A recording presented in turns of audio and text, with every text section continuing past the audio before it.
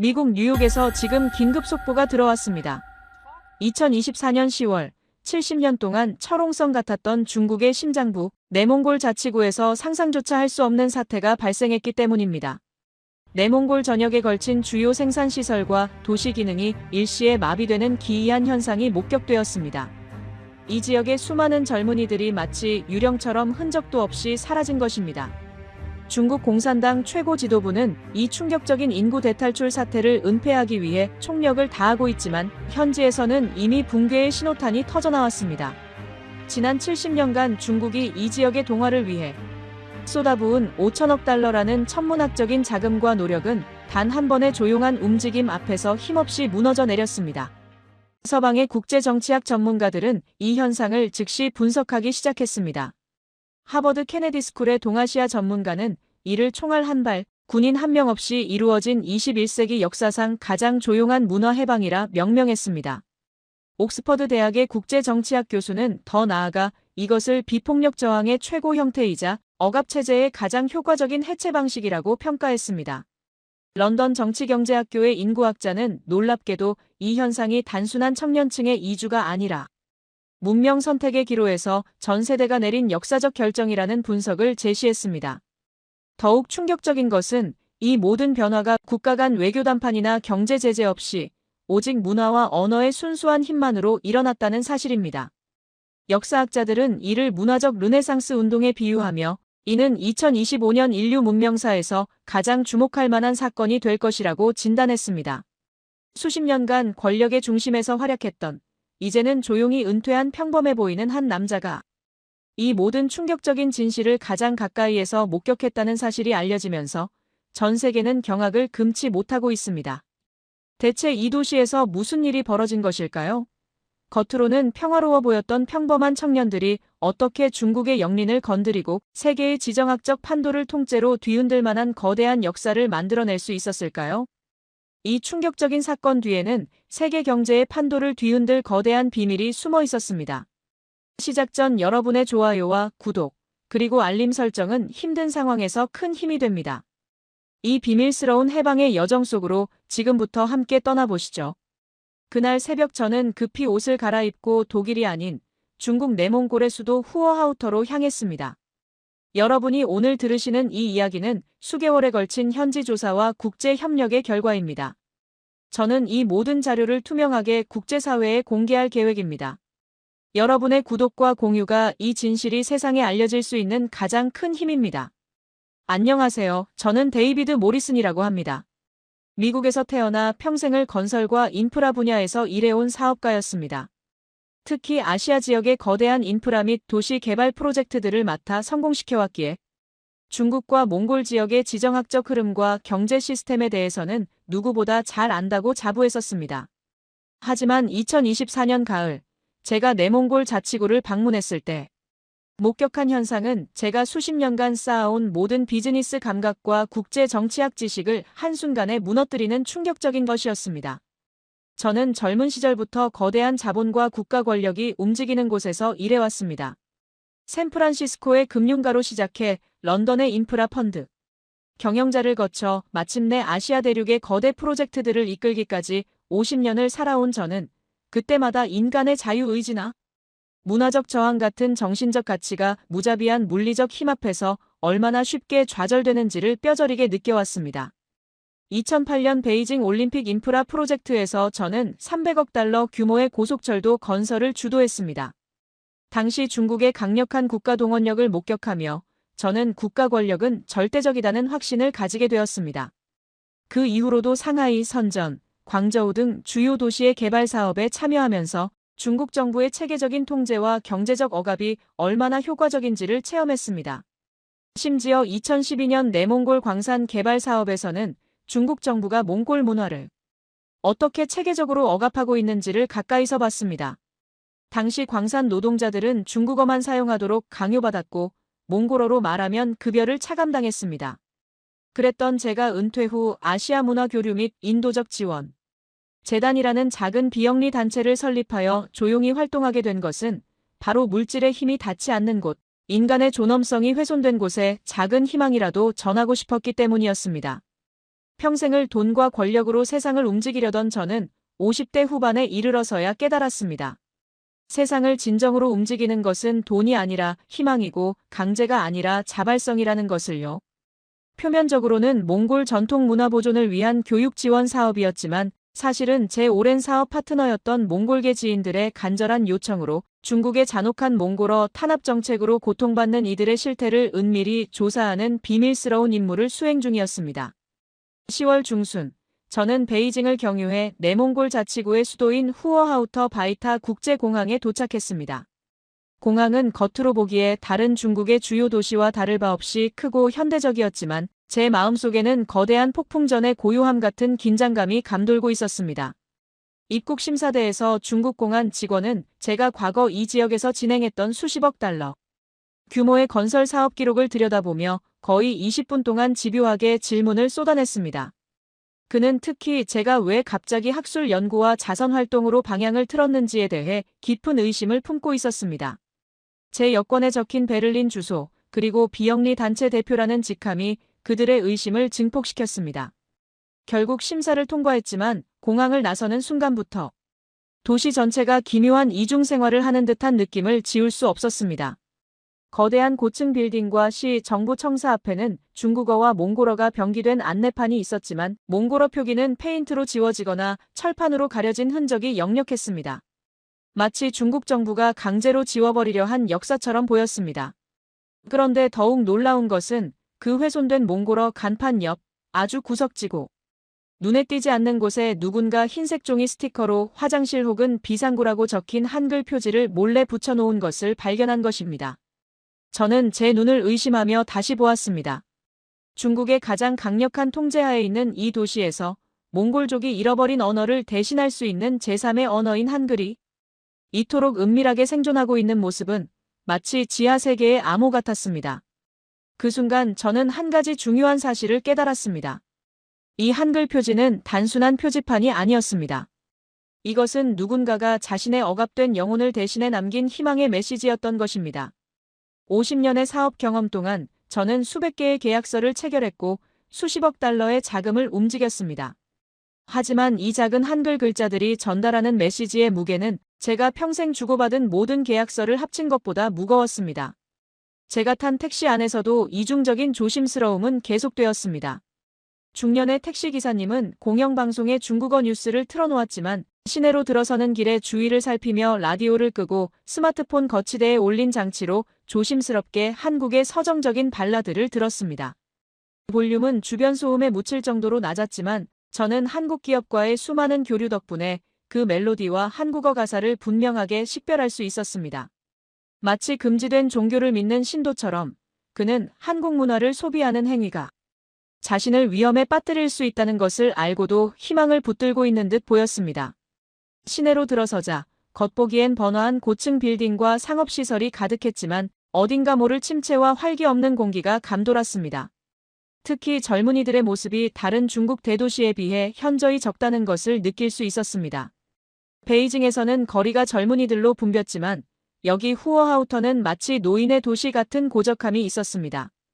하지만 제가 가장 주목한 것은 건물 뒷골목의 벽이나 허름한 편의점. 유리창 뒤편에 누군가 급하게 흘려 쓴 듯한 아, 야, 여 같은 한글의 모음과 시옷, 지읒, 치읓, 키읔 같은 자음들이었습니다. 누군가 비밀스러운 메시지를 전달하듯 짧은 한국어 문구와 함께 한글의 기본 구조를 낙서처럼 남겨놓은 흔적이었습니다.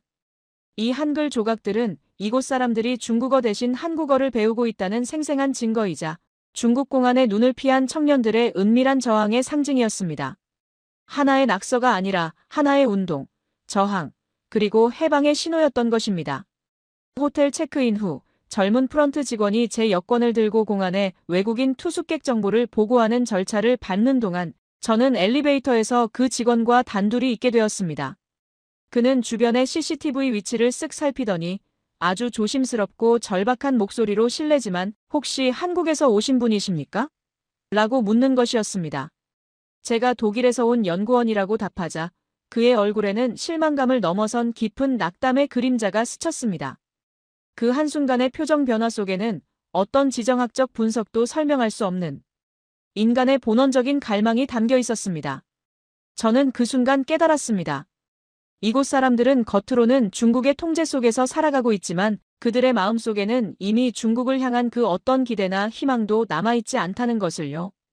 그의 눈빛에서 저는 본 것은 절망이 아니라 더욱 강렬한 갈망이었습니다. 그는 한국 사람을 만나고 싶었던 것이 아니라 자신이 배우고 있는 한국 문화가 실제로 존재하는 세상으로부터의 인정을 받고 싶었던 것입니다. 그들이 절박하게 찾고 있는 것은 단 한 명의 군인도 단 한 푼의 돈도 투자하지 않은 한국이라는 나라였습니다. 그들의 유일한 탈출구는 한국의 문화와 언어, 바로 한글이었으며 이는 억압된 영혼들에게 주어진 유일한 희망의 끈이었습니다. 제 비공식 현지 가이드가 그날 밤 저를 찾아왔습니다. 그는 몽골계 대학생으로 조용하지만 눈빛이 강한 청년이었습니다. 그는 저에게 저희가 원하는 것은 돈이나 무기가 아닙니다. 저희에게는 미래를 향한 언어와 문화가 필요합니다. 교수님께서는 오늘 밤 70년의 억압을 무너뜨릴 희망의 현장을 목격하게 되실 것입니다. 라고 말하며 저를 지하 스터디 그룹이라는 곳으로 안내하겠다고 약속했습니다. 저는 침대에 누워 잠을 청하기 전 창밖으로 보이는 도시의 어둠 속에서 수면 아래에서 꿈틀대는 거대한 문화적 해방의 움직임을 예감했습니다.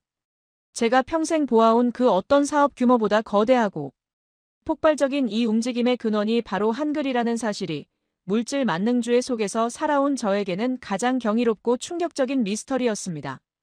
50년간 저는 돈이 세상을 움직인다고 믿어왔습니다. 하지만 그날 밤 저는 처음으로 그 믿음이 잘못되었음을 깨닫기 시작했습니다. 그날 밤 저는 가이드인 몽골계 대학생을 따라 후어하우터의 깊은 어둠 속으로 걸어 들어갔습니다. 이름조차 밝히지 않은 그 청년은 제 오랜 사업 파트너의 아들로 베를린 대학 동문 네트워크를 통해 간신히 연결된 생명줄과 같은 존재였습니다. 우리는 폐쇄회로 텔레비전, 즉 CCTV가 없는 좁고 위험한 골목길만을 따라 약 40분을 걸었습니다. 이 모든 과정이 마치 영화 속의 첩보작전 같았지만 이곳의 젊은이들에게는 이것이 일상적인 생존 방식이라는 사실이 저를 더욱 숙연하게 만들었습니다. 중국 공안의 감시를 피하기 위해 그들은 빛이 없는 시간, 새벽의 가장 깊은 어둠 속에서만 움직였습니다. 40분의 이동은 단순한 물리적 거리 이상의 무엇을 의미하는 것 같았습니다. 우리가 지나간 골목들은 마치 중국의 공식적인 세계에서 벗어난 다른 차원의 공간 같았습니다. 높은 담장 뒤로는 철저히 감시되는 명의 세계가 있었고 우리가 걷고 있는 어둠 속은 암의 세계였습니다. 가이드는 중간에 3번을 멈추라고 손짓했습니다. 드론 소리를 감지했기 때문이었습니다. 중국 공안은 무인기까지 동원해 야간 감시를 하고 있었습니다. 우리는 폐건물의 그림자 속에서 3분씩 숨을 죽이고 있었습니다. 이것이 2024년 21세기의 현실이라는 사실이 제 가슴을 철렁하게 했습니다. 가이드는 자신의 휴대전화조차 버리라고 했습니다. GPS 추적을 피하기 위해서였습니다. 이 청년은 단순한 학생이 아니라 마치 지하운동 조직의 전사처럼 훈련되어 있었습니다. 새벽 2시 50분, 우리는 대학 기숙사 건물의 측면 비상구 앞에 멈춰 섰습니다. 가이드는 미리 준비한 작은 열쇠로 비상구를 조심스럽게 열었고 우리는 오래된 보일러실이 있는 지하 공간으로 내려갔습니다. 퀴퀴하고 눅눅한 공기가 코를 찔렀지만 문을 열고 들어선 작은 방 안에는 저의 예상을 훨씬 뛰어넘는 놀라운 풍경이 펼쳐져 있었습니다. 약 30명의 청년들이 이미 바닥에 옹기종기 모여 앉아 있었습니다. 그들의 표정에는 피곤함 대신 마치 사막을 걷다 오아시스를 발견한 듯한 강렬한 열기와 생기가 감돌고 있었습니다. 그들은 군용 담요를 깔고 앉아 있었고 노트북과 함께 펼쳐놓은 교재는 중국어나 몽골어가 아닌 바로 한국어 문법책과 토픽 기출 문제집이었습니다. 그들이 비밀리에 학습하고 있는 언어가 한국어라는 사실은 제가 도착 전부터 감지했던 희미한 단서들이 사실이었음을 확인시켜 주었습니다. 하지만 그것을 실제로 눈으로 목격하는 것은 완전히 다른 경험이었습니다. 가이드가 저를 독일에서 온 국제연구원이라고 소개하자 학생들은 처음에는 경계심을 보였지만 곧이어 진심으로 반기는 눈빛을 보였습니다. 그들의 눈빛에는 외부 세계에 자신들의 절박한 현실과 희망을 알리고 싶다는 간절함이 담겨 있었습니다.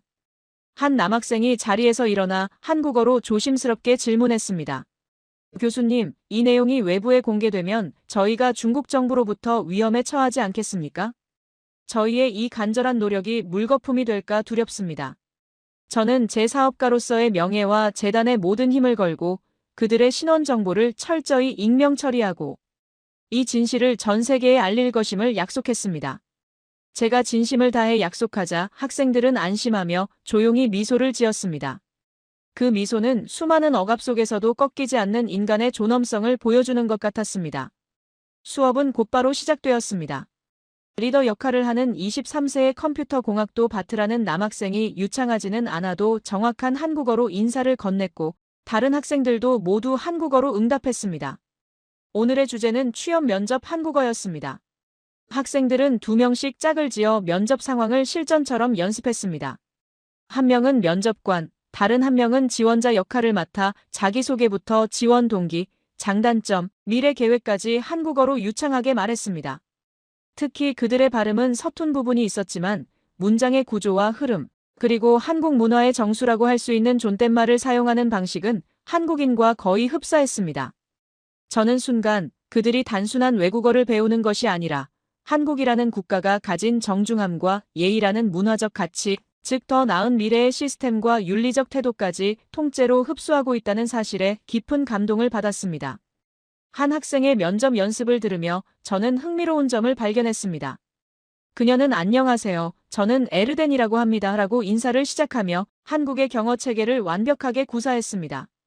하지만 더욱 놀라웠던 것은 그녀가 저희 가족도 함께 한국으로 가고 싶습니다. 라고 말할 때 그 문장에 담긴 공동체의식이었습니다. 중국 문화에서는 나가 중심이지만 한국 문화에서는 우리가 중심입니다. 그들은 언어뿐 아니라 그 언어가 담고 있는 문명의 방식 자체를 배우고 있었던 것입니다. 이는 중국의 강압적인 전체주의 문화와는 완전히 대비되는 새로운 질서에 대한 염원이었습니다. 1시간 후 쉬는 시간이 되자 저는 학생들과 개별 대화를 시작했습니다. 23세 컴퓨터 공학도인 바트는 제게 자신의 미래 계획을 상세히 설명했습니다. 그는 내년 졸업 예정이었는데 중국 정부의 장학금을 단호하게 거부했습니다. 장학금을 받으면 졸업 후 5년간 중국 내 국영기업에서 의무적으로 일해야 하는 조건이 있었기 때문입니다. 5년은 청년의 인생에서 너무 중요한 시간입니다. 그 5년을 중국 시스템을 위해 낭비할 수 없습니다라고 그는 말했습니다. 그는 차라리 빚을 지더라도 그 5년을 낭비하지 않고 자유롭게 한국으로 가는 것이 낫다고 판단했습니다. 그의 목표는 한국 기업의 내몽골 지사에 취직한 뒤 3년 근무 후 한국 본사로 전근하여 2030년쯤에는 한국 영주권을 취득하는 것이었습니다. 21세 경영학도 나라는 더욱 대담한 계획을 가지고 있었습니다. 그녀는 이미 한국의 여러 대학원 프로그램에 지원서를 내었습니다. 그녀는 2027년 자신이 한국 대학원 석사 과정을 마치고 한국에서 취업하면 부모님과 동생까지 모두 한국으로 초청하여 2030년에는 가족 전체가 한국 국적을 신청하는 것이 목표라고 말했습니다. 엄마 아빠는 지금도 몰래 한국 드라마를 봅니다. 우리 가족은 이미 마음으로는 한국 사람입니다. 라고 그녀는 눈물을 흘리며 말했습니다. 그녀의 부모님은 이미 후어아우터에서 운영하던 작은 식당을 정리하고 딸의 미래를 위해 모든 자산을 투자하기로 결정했다고 했습니다. 아버지가 30년 동안 운영한 식당을 팔기로 결정했을 때 저는 울었습니다. 하지만 그것은 슬픔의 눈물이 아니라 희망의 눈물이었습니다. 우리 가족은 이제 중국에 남아있을 이유가 없습니다라고 나라는 말했습니다. 이처럼 그들에게 한국은 단순한 해외 취업지가 아니라 가족 전체의 미래를 건 대탈출에 약속된 땅이었습니다. 20세 의학 전공 학생 소희는 조금 다른 꿈을 꾸고 있었습니다. 그녀는 한국의 대학병원에서 간호사로 일하는 것이 목표라고 말했습니다. 우리 엄마는 지난해 암 진단을 받았습니다. 중국의 의료 시스템에서는 돈이 없으면 치료를 받을 수 없습니다. 하지만 한국은 의료보험 시스템이 있다고 들었습니다. 저는 한국에 가서 일하고 돈을 벌어 엄마를 한국으로 모시겠습니다라고 그녀는 말했습니다. 18세 영상미디어 학생 우랄은 한국의 공중파 방송국에서 일하고 싶다고 말했습니다. 그는 한국 드라마 제작 과정에 매료되었다고 했습니다. 한국은 이렇게 자유로운 이야기를 만들어낼 수 있는 사회입니다. 중국에서는 정부가 모든 시나리오를 검열합니다. 하지만 한국에서는 창작자의 상상력이 자유로울 것 같습니다. 저는 그런 세상에서 영상을 만들고 싶습니다. 24세 철학 전공 학생 도로는 더욱 깊이 있는 꿈을 꾸고 있었습니다. 저는 한국에서 대학원에 가서 철학을 공부하고 싶습니다. 특히 자유와 인권에 대한 철학을요. 중국의 대학에서는 특정 이념만 가르칩니다. 하지만 한국의 철학 교수들은 다양한 사상을 논의할 수 있다고 들었습니다. 저는 그런 환경에서 생각하고 싶습니다. 그들의 이야기를 들으며 저는 깨달았습니다. 의들의 꿈은 단순한 경제적 성공이 아니라 인간으로서의 존엄성과 자유를 누릴 수 있는 세상에 대한 갈망이었다는 것입니다. 19세 미술학생 그제는 한국의 미술대학 입학을 준비하고 있었습니다. 중국에서는 미술도 검열의 대상입니다. 정치적으로 올바른 그림만 인정받습니다. 하지만 한국의 미술은 자유로워 보입니다. 저는 제가 진정으로 원하는 그림을 그릴 수 있는 곳에 가고 싶습니다. 이 모든 대화는 단순한 개인의 꿈이 아니라 억압 속에서 피어난 희망의 메시지였습니다. 이들은 돈을 원하는 것이 아니었습니다. 이들은 자신이 진정으로 원하는 것을 할 수 있는 자유를 원하고 있었던 것입니다. 저는 30명 전원에게 같은 질문을 던졌습니다. 10년 후, 당신은 어디에서 살고 싶습니까? 충격적이게도 30명 중 28명이 단호하게 한국이라고 답했습니다. 그들의 목소리에는 일말의 주저함도 없었습니다. 나머지 2명은 확실하지 않지만 아마도 한국일 것 같습니다라고 답했을 뿐 단 한 명도 중국에 남겠다는 확답을 하지 않았습니다. 저는 곧이어 그들이 자체적으로 실시한 익명 설문조사 결과를 보았습니다. 내몽골 대학교 몽골 쪽 학생 4,000명을 대상으로 한 설문에서 10년 내 한국 국적 취득 희망 여부를 묻는 질문에 무려 92%가 그렇다고 답했습니다. 92%라는 이 숫자는 단순한 선호도나 일시적인 열풍이 아니라 70년간 억압받아온 영혼들이 중국이라는 거대한 물리적 힘을 거부하고 문화적 자유와 경제적 풍요를 찾아 탈출하려는 절박한 생존 의지이자 대규모 망명 선언과 같았습니다. 새벽 5시 학생들은 저마다의 희망을 품고 조용히 어둠 속으로 흩어졌습니다. 가이드와 저는 호텔로 돌아와 해가 뜨기 전에 관찰 내용을 정리했습니다. 중국 정부는 이들을 물리적으로 가둘 수는 있었지만 한국 문화가 심어준 희망과 미래에 대한 열망까지는 가둘 수 없었습니다.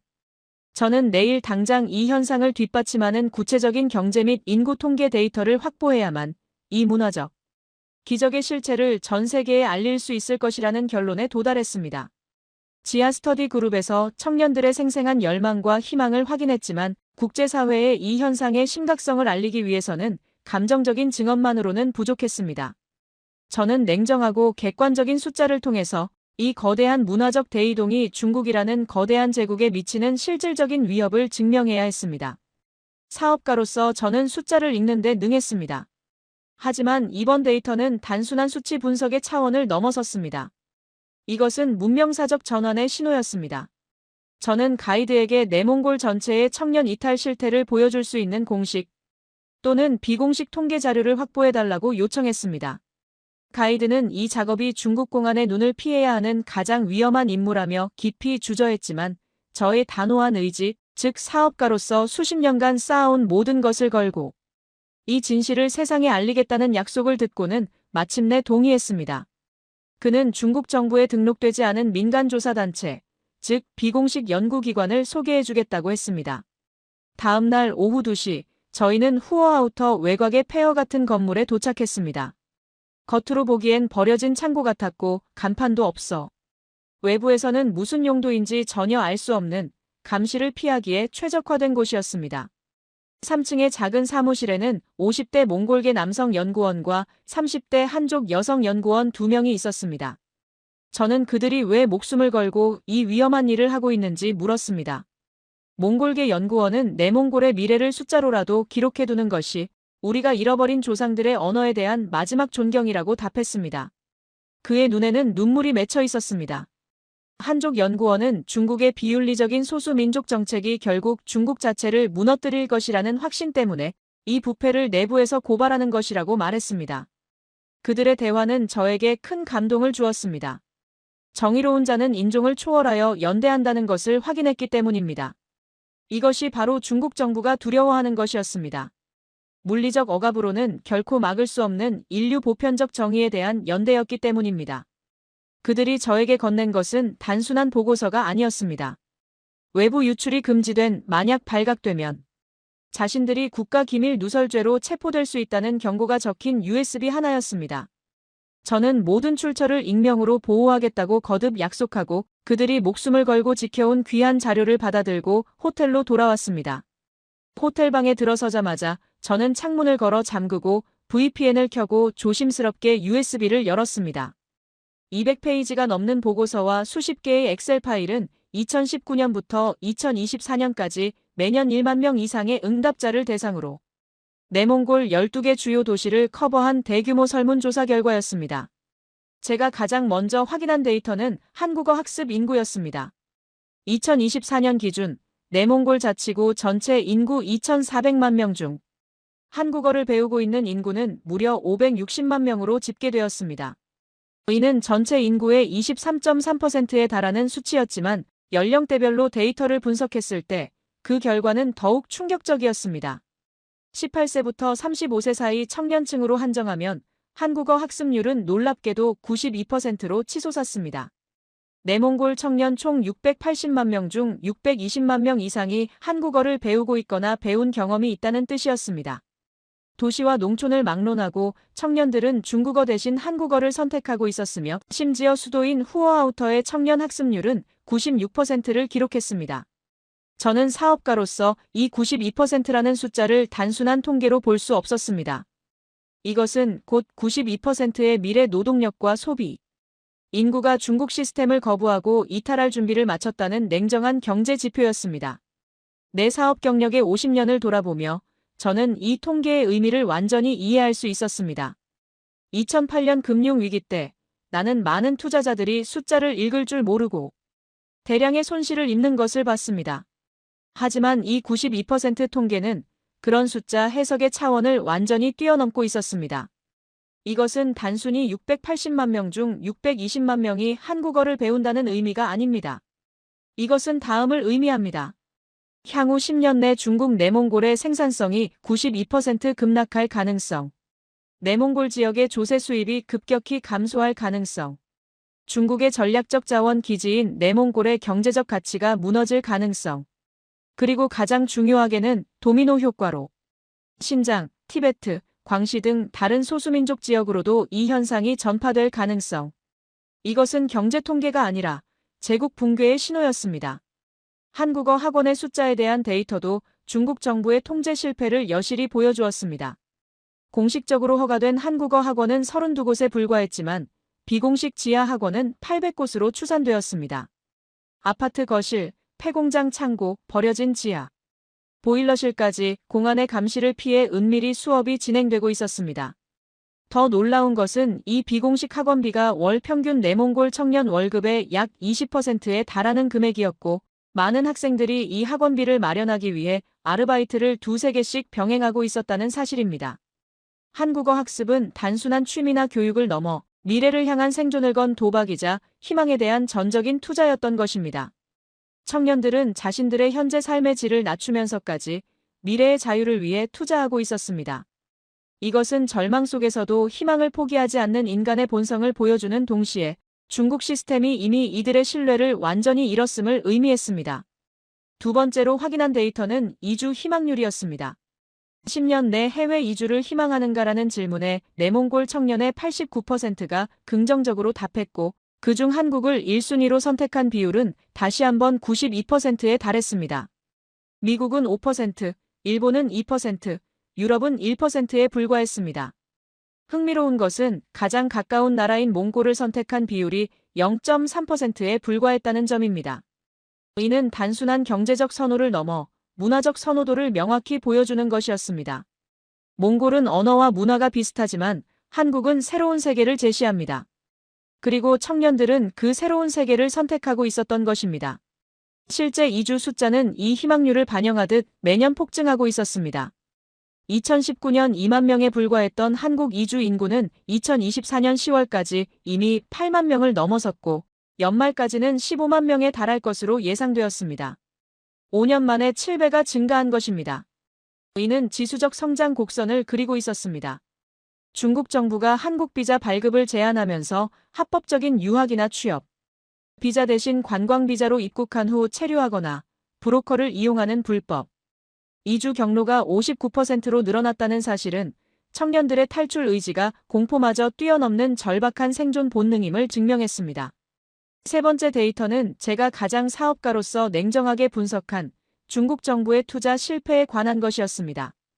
1947년 내몽골을 병합한 이후 중국 정부가 70년간 이 지역에 투입한 총 금액은 무려 5천억 달러, 한화로 약 650조 원에 달했습니다. 이는 인프라 건설과 산업 육성뿐 아니라 몽골 문화를 억압하고 중국어를 확대하기 위한 동화 정책에만 막대한 예산이 투입된 결과였습니다.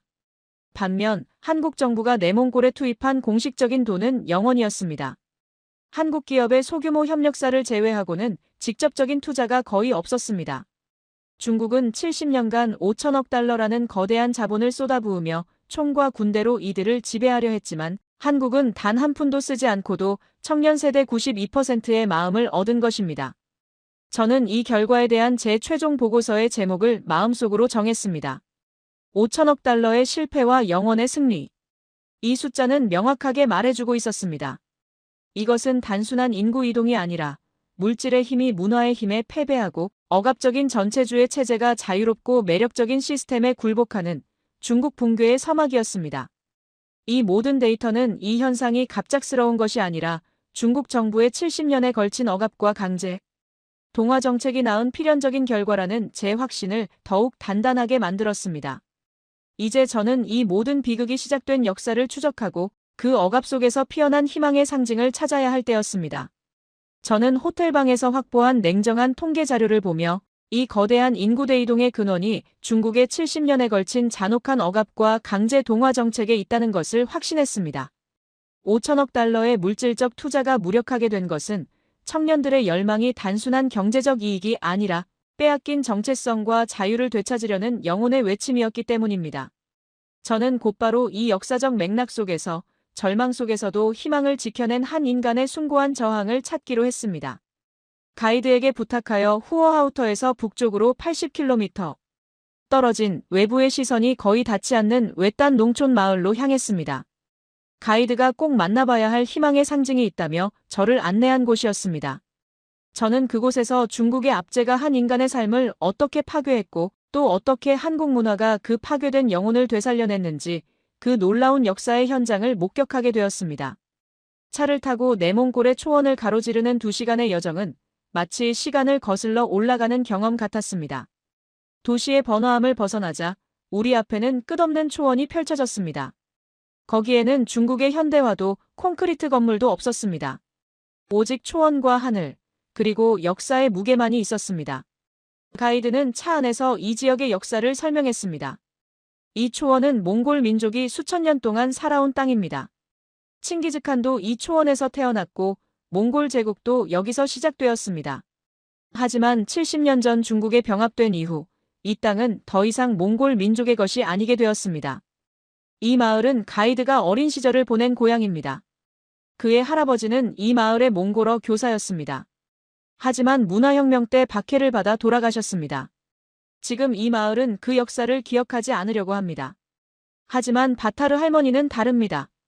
그녀는 그 역사를 기억하고 계승하려고 노력합니다라고 가이드는 말했습니다. 2시간을 달려 도착한 인구 400명의 작은 마을은 초원 끝자락에 자리 잡은 가난하고 황폐한 농촌이었습니다.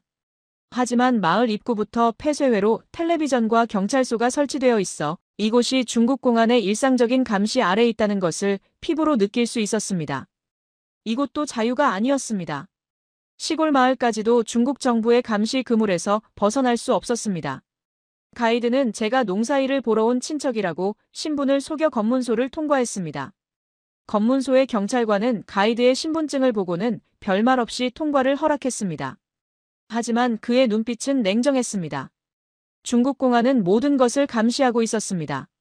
저희가 도착한 작은 단층 주택은 회색 벽돌로 쌓여 있었고 지붕은 낡은 기와였지만 마당에는 정갈한 채소밭이 있었고 집안은 수십 년의 세월이 무색할 만큼 깨끗하게 정돈되어 있었습니다.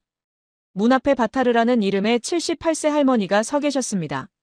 주름진 얼굴과 깊은 눈빛에서는 70년의 역경을 견뎌낸 몽골 민족의 강인한 세월과 함께 쉽게 꺼지지 않는 불씨 같은 희망이 느껴졌습니다.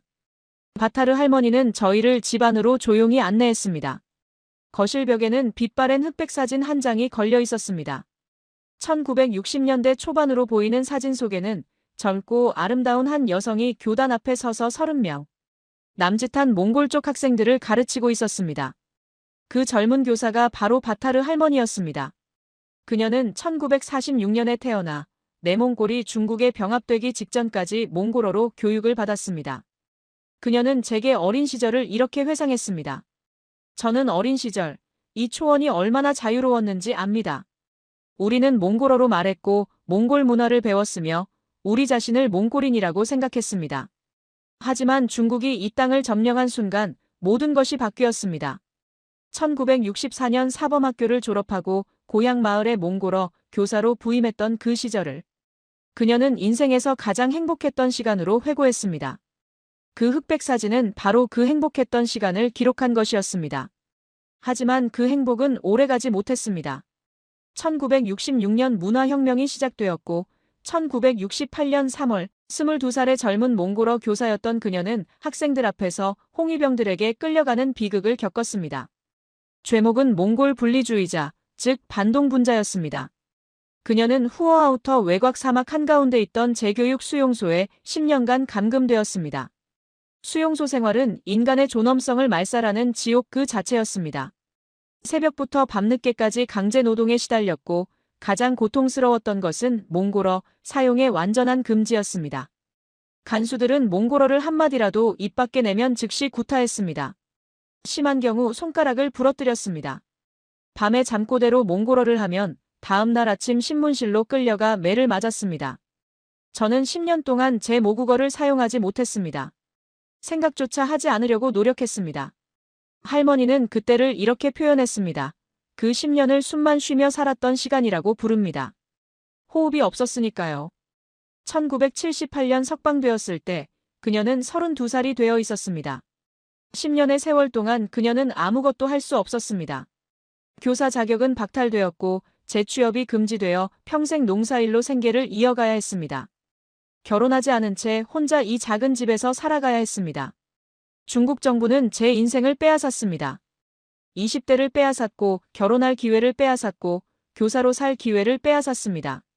하지만 제 영혼까지는 빼앗을 수 없었습니다. 라고 할머니는 말했습니다.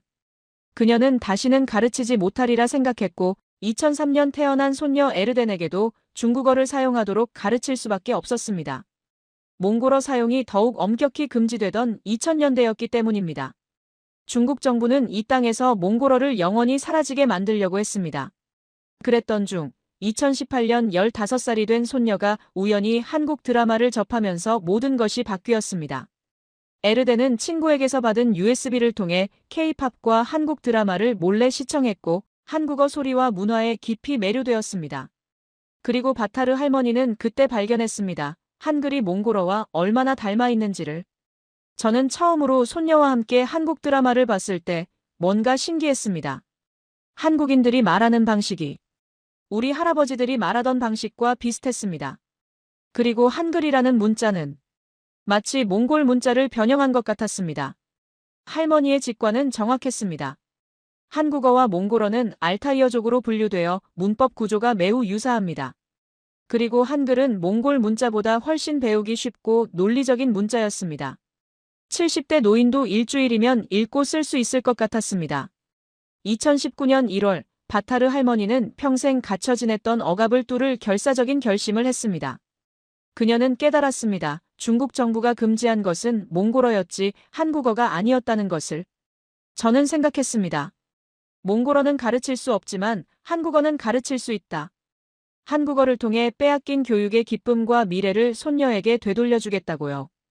그것이 제가 10년간 감금에서 빠져나온 방법이었습니다. 한글이 제 영혼을 해방시켰습니다.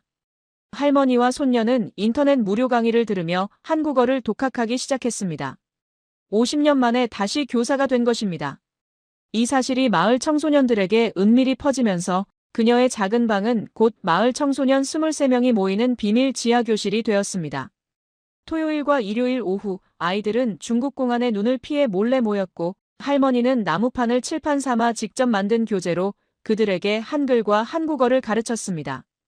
그녀의 수업은 단순한 언어 교육이 아니라 빼앗긴 정체성을 한국어를 통해 되찾으려는 숭고한 저항 운동이었습니다. 저는 이 아이들에게 한글을 가르치면서 제가 놓쳐버린 10년을 다시 살고 있는 느낌입니다. 각 아이들은 저의 제2의 학생입니다.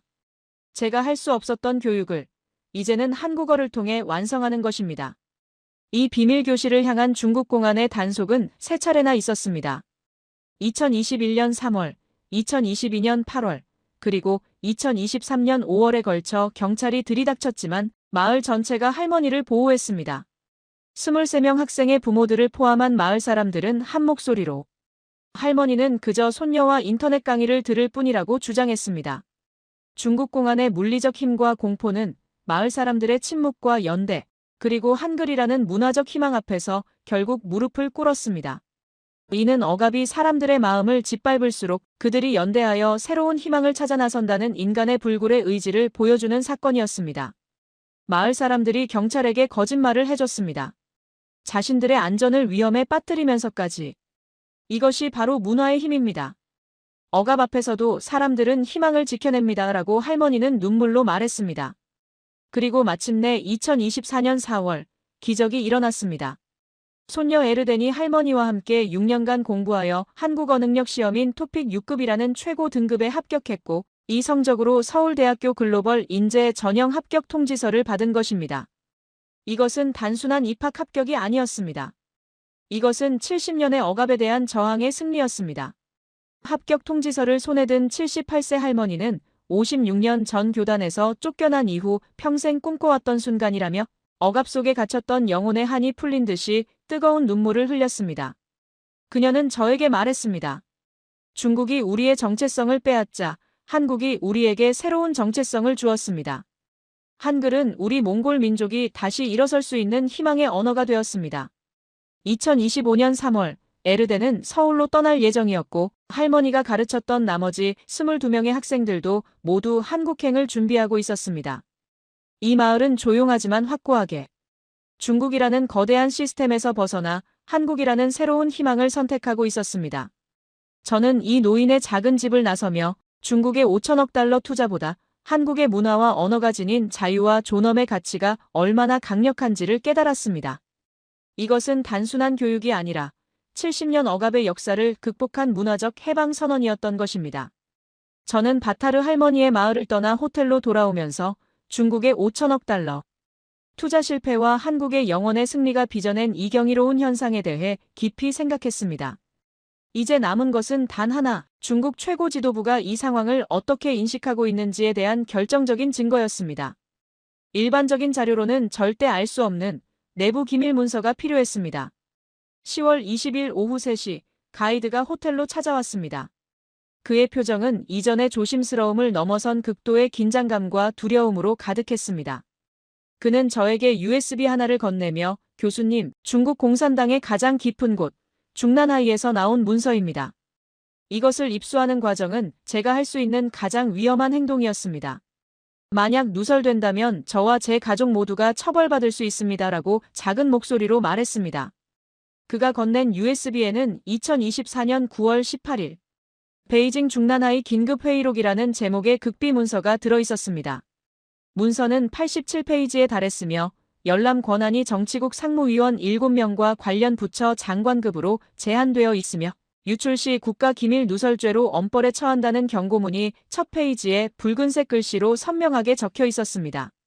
회의는 시진핑 주석이 직접 주재했으며 리창 총리를 비롯하여 내몽골 자치구 당서기, 공안부장, 교육부장 등 총 23명의 최고위 관료가 참석했습니다. 회의 안건은 단 하나였습니다.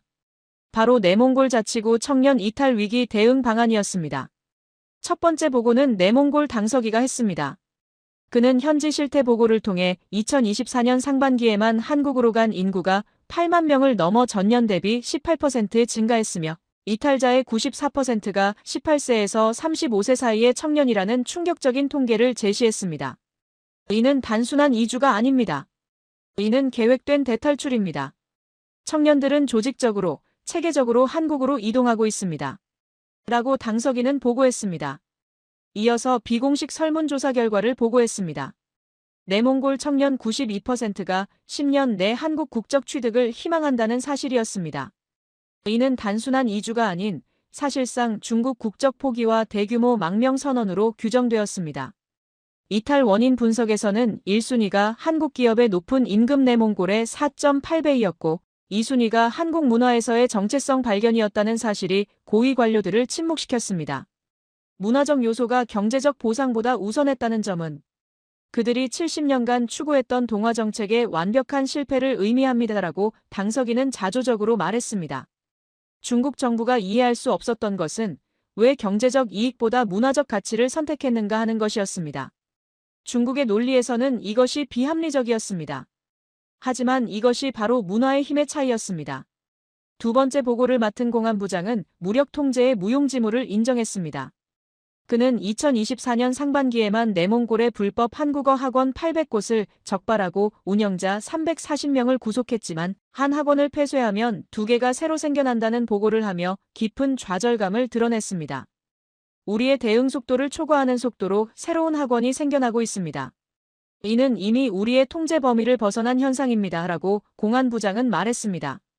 또한 한국 콘텐츠 차단을 위해 만리 방화벽을 강화하고 VPN 사용자 18만 명을 적발했지만 청년들은 텔레그램이나 시그널 같은 암호화 메신저를 통해 콘텐츠를 공유하며 차단망을 우회하고 있었습니다.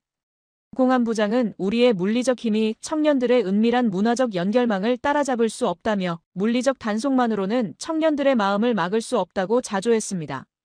이 발언은 매우 의미심장했습니다. 중국 공안 부장이 자신의 한계를 인정한 것입니다. 이것은 권위주의 국가의 공식 입장에서는 거의 처음 있는 일이었습니다. 교육부장 역시 2020년 몽골어 완전 금지 정책이 오히려 청년들을 중국 시스템에서 밀어내는 역효과를 낳았음을 인정했습니다. 우리가 몽골어를 완전히 금지했을 때 우리는 청년들의 정체성을 완전히 빼앗을 수 있다고 생각했습니다. 하지만 그 결과는 정반대였습니다. 청년들은 새로운 정체성을 찾아 한국으로 향했습니다. 우리는 자초한 실패입니다. 라고 교육부장은 말했습니다. 내몽골 고등학생의 중국 대학 진학률이 4년 만에 급락했다는 내부 통계는 중국의 교육 시스템 자체가 청년들에게서 버려지고 있음을 명확하게 보여주었습니다. 이것은 단순한 통계가 아니라 중국 교육 시스템의 붕괴 신호였습니다. 시진핑 주석은 이 회의를 단순한 청년 이탈이 아닌 국가 통합의 근본적 위기이자 신장 위구르와 티베트로 이어질 도미노 효과의 시작으로 진단했습니다. 내몽골이 떨어져 나가면 신장과 티베트가 연쇄적으로 떨어져 나올 것입니다. 이는 중국의 국경 붕괴로 이어질 수 있습니다. 라고 시진핑 주석은 우려를 표명했습니다. 강경한 3대 긴급 대책이 결정되었습니다. 1. 한국어 학원 단속 강화. 2. VPN 사용자 형사처벌. 3. 한국 비자 신청자 블랙리스트 관리. 하지만 회의록 마지막 페이지에 담긴 내부 평가 보고서의 결론은 충격적이었습니다. 제목은 내몽골 이탈 저지 가능성 평가였는데 결론은 현 추세를 역전시킬 가능성은 15% 미만이라는 분석이었습니다. 보고서는 다음과 같이 적혀 있었습니다. 이미 청년들의 마음은 떠났다. 물리적 통제로는 몸을 가둘 수 있지만 의지까지 바꿀 수는 없다. 내몽골은 이미 잃은 지역으로 간주해야 한다. 70년간 5천억 달러를 쏟아부은 중국 최고 지도부가 단 한 푼도 쓰지 않은 한국에게 문화적 패배를 공식적으로 인정한 중국 공산당 역사상 가장 굴욕적인 순간이었습니다. 중국은 자신의 패배를 인정했습니다. 물론 공개적으로는 아니었지만 최고 위층의 비밀회의에서 그들은 자신들이 졌음을 알고 있었습니다. 저는 회의록을 다 읽고 깊은 충격에 빠져 있을 때 예상치 못한 연락을 받았습니다. 몽골 정부 고위 관계자로부터 온 전화였습니다. 제가 내몽골의 실태를 조사하고 있다는 소식을 듣고 향후 세계 질서를 바꿀 중요한 정보를 공유하고 싶다며 다음 날 몽골 수도 울란바토르로 와달라는 초청이었습니다. 저는 베이징을 경유해 울란바토르로 향했고 그곳의 비공개 회의실에서 몽골 대통령실 외교안 보수석과 한국통일부 차관을 만났습니다. 이 만남은 제가 예상하던 것을 완전히 초월하는 것이었습니다. 몽골의 외교안 보수석은 제게 이렇게 말했습니다. 선생님은 이제 중국 내부의 비밀을 가진 유일한 외부 인물입니다. 이 정보를 세계에 알린다면 당신은 역사를 만드는 사람이 될 것입니다. 한국통일부 차관은 더욱 놀라운 발언을 했습니다. 지금 내몽골에서 일어나고 있는 일은 단순한 청년 이주가 아닙니다. 이것은 21세기 최대의 인도주의 프로젝트입니다. 그리고 당신은 그 현장에 있었습니다. 그들이 저에게 보여준 문서는 저의 모든 상식을 뛰어넘는 것이었습니다. 제목은 몽골 내몽골 한국인 통합 로드맵 2025-2035였습니다. 이 문서는 세 나라 정부가 비밀리에 합의한 120페이지 분량의 극비 프로젝트였습니다. 저는 사업가로서 이 문서의 규모와 대담함에 숨이 멎는 것 같았습니다. 핵심은 중국 내몽골 인구 2,400만 명 중 1,620만 명을 2035년까지 한국 국적자로 만든다는 인류 역사상 전쟁 없이 이루어지는 최대 규모의 인구 이동 계획이었습니다. 로드맵은 명확한 3단계로 구성되어 있었습니다. 1단계 2025-2027 긴급 구출 단계. 몽골을 경유하여 3년간 90만 명의 내몽골 청년을 구출. 한국이 몽골에 연간 5억 달러를 지원하여 임시 거주 시설 및 교육 시설 구축. 2단계에서는 합법적인 취업 비자와 유학 비자에 초점. 2단계 2027-2031 본격 통합 단계. 한국과 내몽골 간의 직접적인 교육 및 취업 이동을 자유화. 한국 대학의 내몽골 학생 쿼터 확대. 한국 기업의 내몽골 지부에서의 취업 기회 확대. 특히 2단계 조항 중 내몽골 출신 학생은 한국 대학 입학 시 국내 학생과 동일한 수능 전형으로 지원할 수 있도록 한다는 내용은 사실상 이들을 한국의 예비 국민으로 인정하는 파격적인 조치였습니다.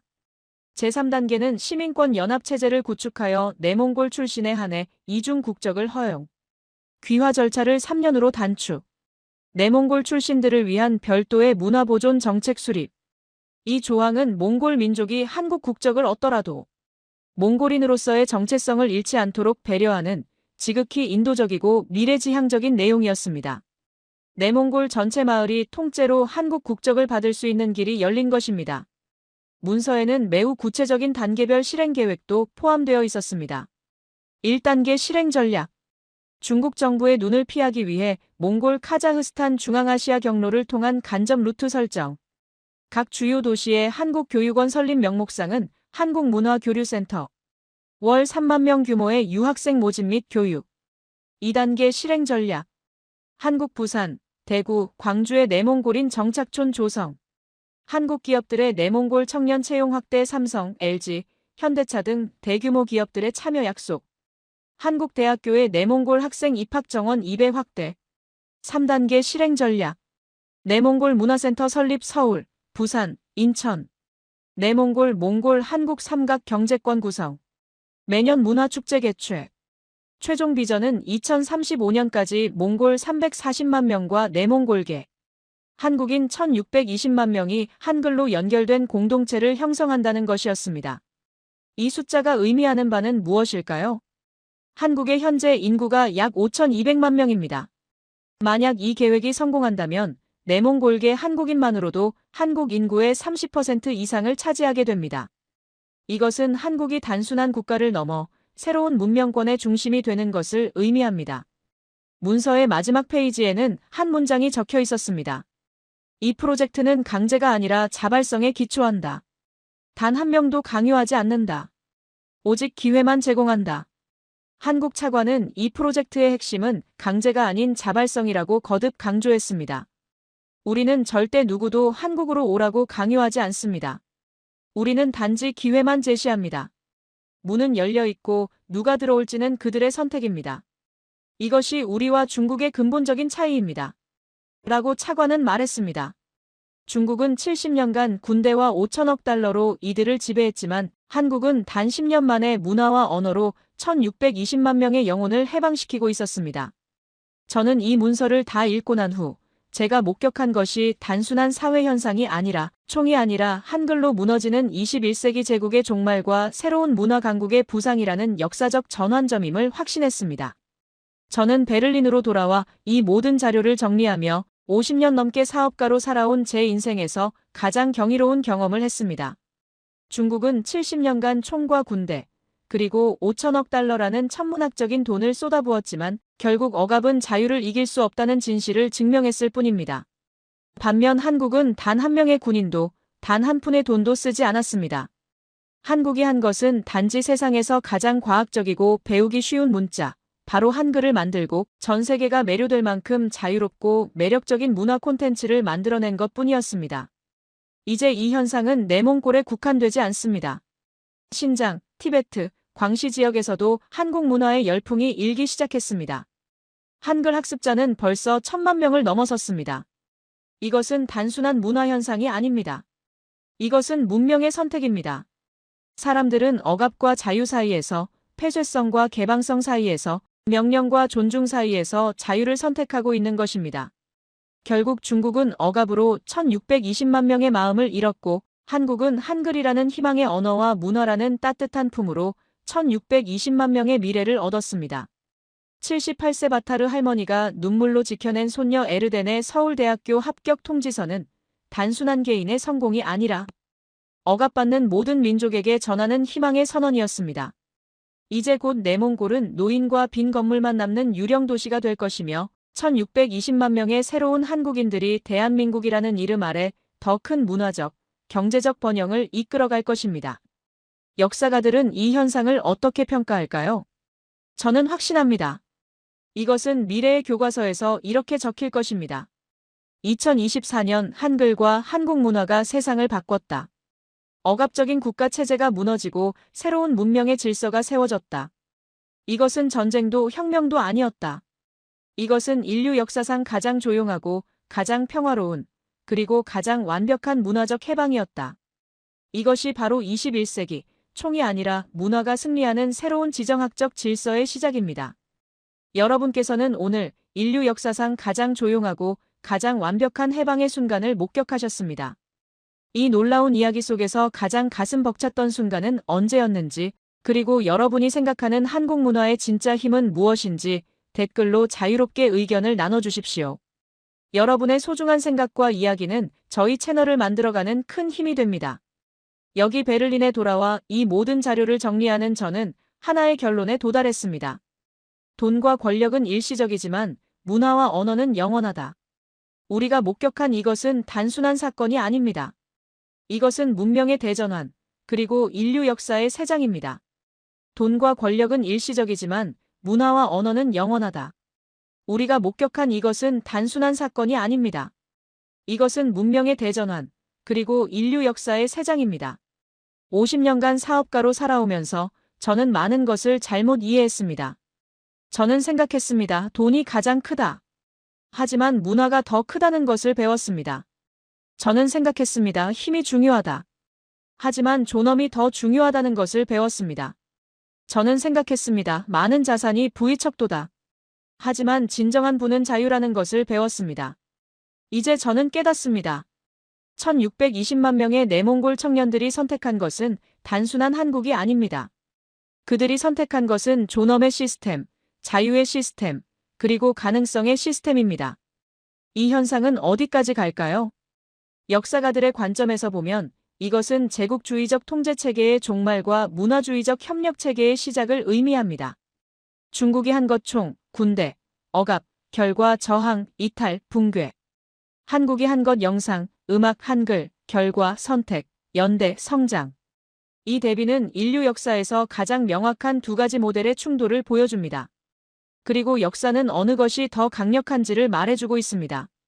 저희 채널은 매일 이처럼 대한민국을 향한 전 세계의 놀라운 시선과 감동적인 이야기를 전하고 있습니다. 지금까지 이 이야기를 들으셨을 때 혹시 의문을 가지셨을 분들도 계실 겁니다. 이게 정말 일어나고 있는 일인가? 너무 드라마틱하지 않은가? 그런 의문은 당연합니다. 저도 처음엔 그랬습니다. 하지만 저는 현지에서 직접 경험했습니다. 저는 지하 강의실에서 한국어를 배우는 청년들을 봤습니다. 저는 한글 낙서로 저항하는 학생들을 봤습니다.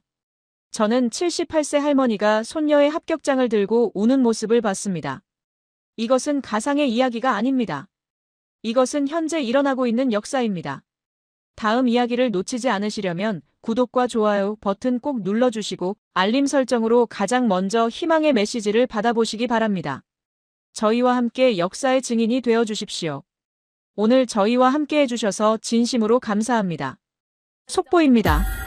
지금 제네바 유네스코 본부에서는 역사상 유례없는 긴장감이 감돌고 있습니다. 전 세계 193개국 대표들이 모인 가운데 고대 로마 제국을 멸망시킨 훈족의 기원을 두고 한 동양의 작은 왕국이 그 뿌리였다는 충격적인 진실이 공개되었기 때문입니다. 특히 5,000km를 넘어선 유라시아 전역의 14개 유적지에서 발굴된 유물이 이 놀라운 주장을 완벽하게 뒷받침하고 있다는 소식이 전해지며 유네스코 측은 이것은 세계 역사를 송두리째 다시 써야 할 발견입니다. 라고 규정하며 긴급 표결을 진행하고 있습니다. 현장에 참석한 일본 및 중국 대표단은 80년간의 역사가 거짓으로 드러났다며 격렬하게 항의했고 결국 표결 도중 회의장을 박차고 나가는 초유의 사태까지 발생했습니다. 도대체 한반도의 작은 왕국 가야가 어떻게 로마를 멸망시킨 훈족의 기원이 될 수 있었을까요? 이 믿기 힘든 진실 뒤에 숨겨진 비밀은 무엇일까요? 믿기 힘든 이 역사적 반전의 중심에는 평범해 보였던 한 연구원의 집념이 있었습니다. 그는 자신의 가족이 품었던 우리는 도대체 누구인가라는 단 하나의 질문을 풀기 위해 1년 반 동안 12개국의 언어를 마스터하고 수백 건의 고문헌과 유물을 추적해야 했습니다. 그의 연구가 세상에 공개되자 전 세계를 주도하는 강대국들은 조직적으로 그를 방해했고 심지어 그의 주변 인물들이 의문의 사고로 희생되는 비극까지 겪어야 했습니다. 하지만 그는 굴복하지 않았습니다. 마침내 예매꾼과 훈족의 활이 5,000km를 넘어 동일하며 철제 갑옷과 고두 풍습까지 일치한다는 과학적, 고고학적 증거를 모두 모았습니다. 그리고 그 결과가 지금 이 순간 유네스코 193개국 중 171개국의 압도적인 찬성을 얻어내고 있습니다. 그가 목숨을 걸고 지키려 했던, 그리고 결국 진실을 밝혀낸 그 모든 과정이 지금부터 여러분께 펼쳐집니다. 이 충격적인 역사적 진실은 세계 경제의 판도를 뒤흔들 거대한 국가적 자부심을 안겨줄 것입니다.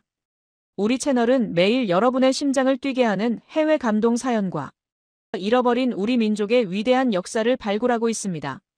시작 전 여러분의 좋아요와 구독, 그리고 알림 설정은 이처럼 힘든 상황에서도 진실을 밝힐 수 있는 큰 힘이 됩니다. 자, 그럼 로마 제국을 멸망시킨 훈족 황제 아틸라 대제와 우리 민족을 연결하는 1500년 전의 그날로 시간을 되돌려 보겠습니다.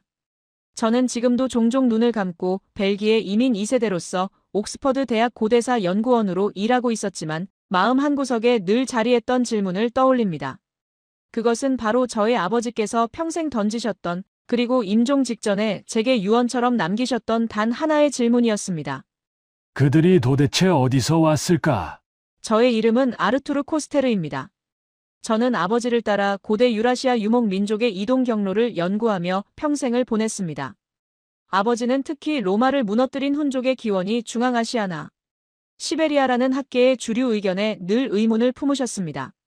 아버지는 제가 안정적인 연구원이 되었을 때도 너는 배웠으니 훈족 기원에 대한 진실을 꼭 찾아야 한다고 신신당부하셨습니다. 아버지는 돌아가시기 석 달 전 병상에서 제 손을 꼭 잡고 그 간절한 소망을 마지막으로 남기셨죠. 저는 그때 아버지의 야위고 떨리는 손의 온기를 아직도 잊을 수가 없습니다.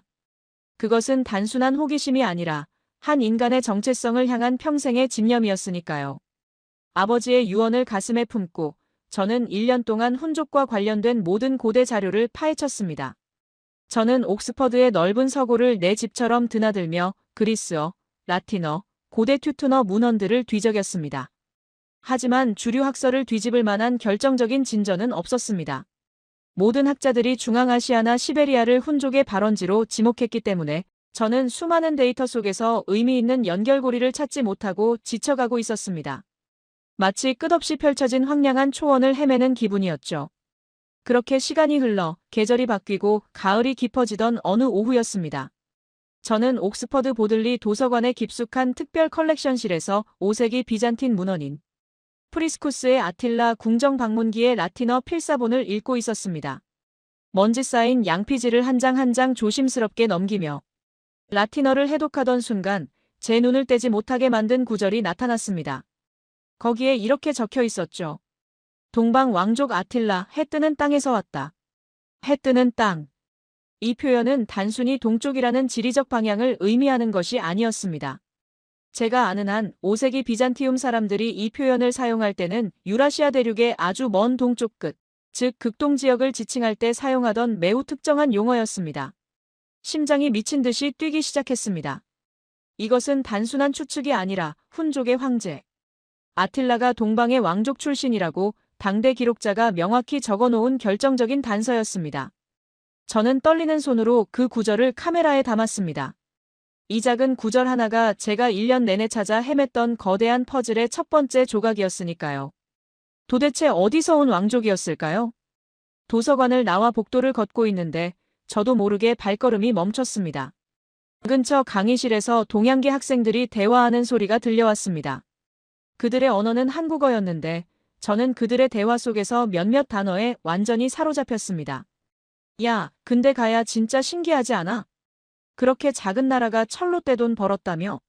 맞아. 외놈들도 가야한테 철 사러 왔다고 하더라. 가야, 철, 작은 나라. 이 세 단어가 제 머릿속에서 강렬하게 충돌하며 하나의 섬광처럼 합쳐졌습니다. 훈족은 어떻습니까? 그들 역시 그 당시 유럽에서는 찾아볼 수 없었던 최첨단 철제, 무기와 철제 갑옷으로 로마군을 압도했던 민족이었습니다. 작은 왕국이 거대한 제국을 무너뜨릴 수 있었던 힘의 근원에는 강력한 철기 문명이 있었습니다. 저는 즉시 학생들에게 다가가 가야의 위치와 멸망 시기를 물었습니다. 한 학생이 노트북 화면을 보여주며 지금의 경남 김해 쪽이요? 532년에 신라한테 병합됐어요라고 대답했습니다. 저는 머리가 멍해지는 것을 느꼈습니다. 532년. 훈족의 황제 아틸라가 사망한 해가 453년입니다. 이 두 시기는 유라시아 대이동의 거대한 흐름 속에서 묘하게 겹쳐 들어갔습니다. 저는 학생들에게 혹시 가야 왕족이 북쪽으로 이동한 기록은 없는지 다급하게 물었지만 학생들은 서로 얼굴만 쳐다볼 뿐 아는 바가 없다고 했습니다. 그날 밤 저는 잠을 이루지 못했습니다. 머릿속은 수많은 단어들로 폭풍처럼 휘몰아쳤습니다. 가야 철기 문명, 해안 왕국, 훈족 철제 무기, 동방에서 왔다. 아틸라 동방 왕족. 설마 로마를 뒤흔든 훈족의 황제가 한반도에서 온 왕족의 후손일 수 있단 말인가요? 상상조차 불가능한 미친 소리 같았습니다. 하지만 묘하게도 모든 단서들이 하나의 방향을 가리키고 있었습니다. 저는 새벽 4시까지 쉬지 않고 자료를 뒤졌습니다. 그리고 마침내 저는 또 다른 결정적인 기록을 중국의 역사서에서 발견했습니다. 그것은 바로 위서 흉노전이었습니다. 그곳에는 흉노의 활은 짧으나 강하여 말 위에서 쏘기 좋다. 그 제작법은 동이 예에서 나왔다고 적혀 있었습니다. 예는 한반도 북부에서 만주일대를 아우르는 민족이었고 가야 또한 이 예 문화권과 관련이 깊었습니다. 짧고 강한 활, 바로 그것이 로마군이 가장 두려워했던 복합궁의 맥궁, 훈족의 활과 완벽하게 일치하는 설명이었습니다. 온몸에 소름이 돋았습니다. 흥분으로 인해 온몸이 떨렸습니다. 저는 즉시 공책을 펼쳐 미친 듯이 적기 시작했습니다. 가야 왕족 멸망 후 북방 이동, 예맥궁, 훈족 활, 철기 기술, 동방 왕족 아틸라. 이 퍼즐 조각들이 맞춰지는 순간 저는 이것이 단순한 학술적 가설이 아니라 아버지의 평생의 소망이자 세계 역사를 뒤흔들 거대한 진실일 수 있다는 확신을 느꼈습니다. 하지만 동시에 저는 이것이 너무나도 거대한 가설이라는 것을 깨달았습니다.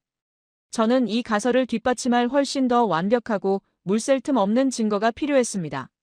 저는 다음 날 새벽 도서관 문이 열리자마자 옥스퍼드 와이드너 도서관의 고문 헌원실로 달려갔습니다. 이제부터 저의 진짜 연구, 즉 고대 문헌과의 전쟁이 시작되는 순간이었습니다. 저는 이 연구에 제 모든 것을 걸어야 한다는 것을 직감했습니다.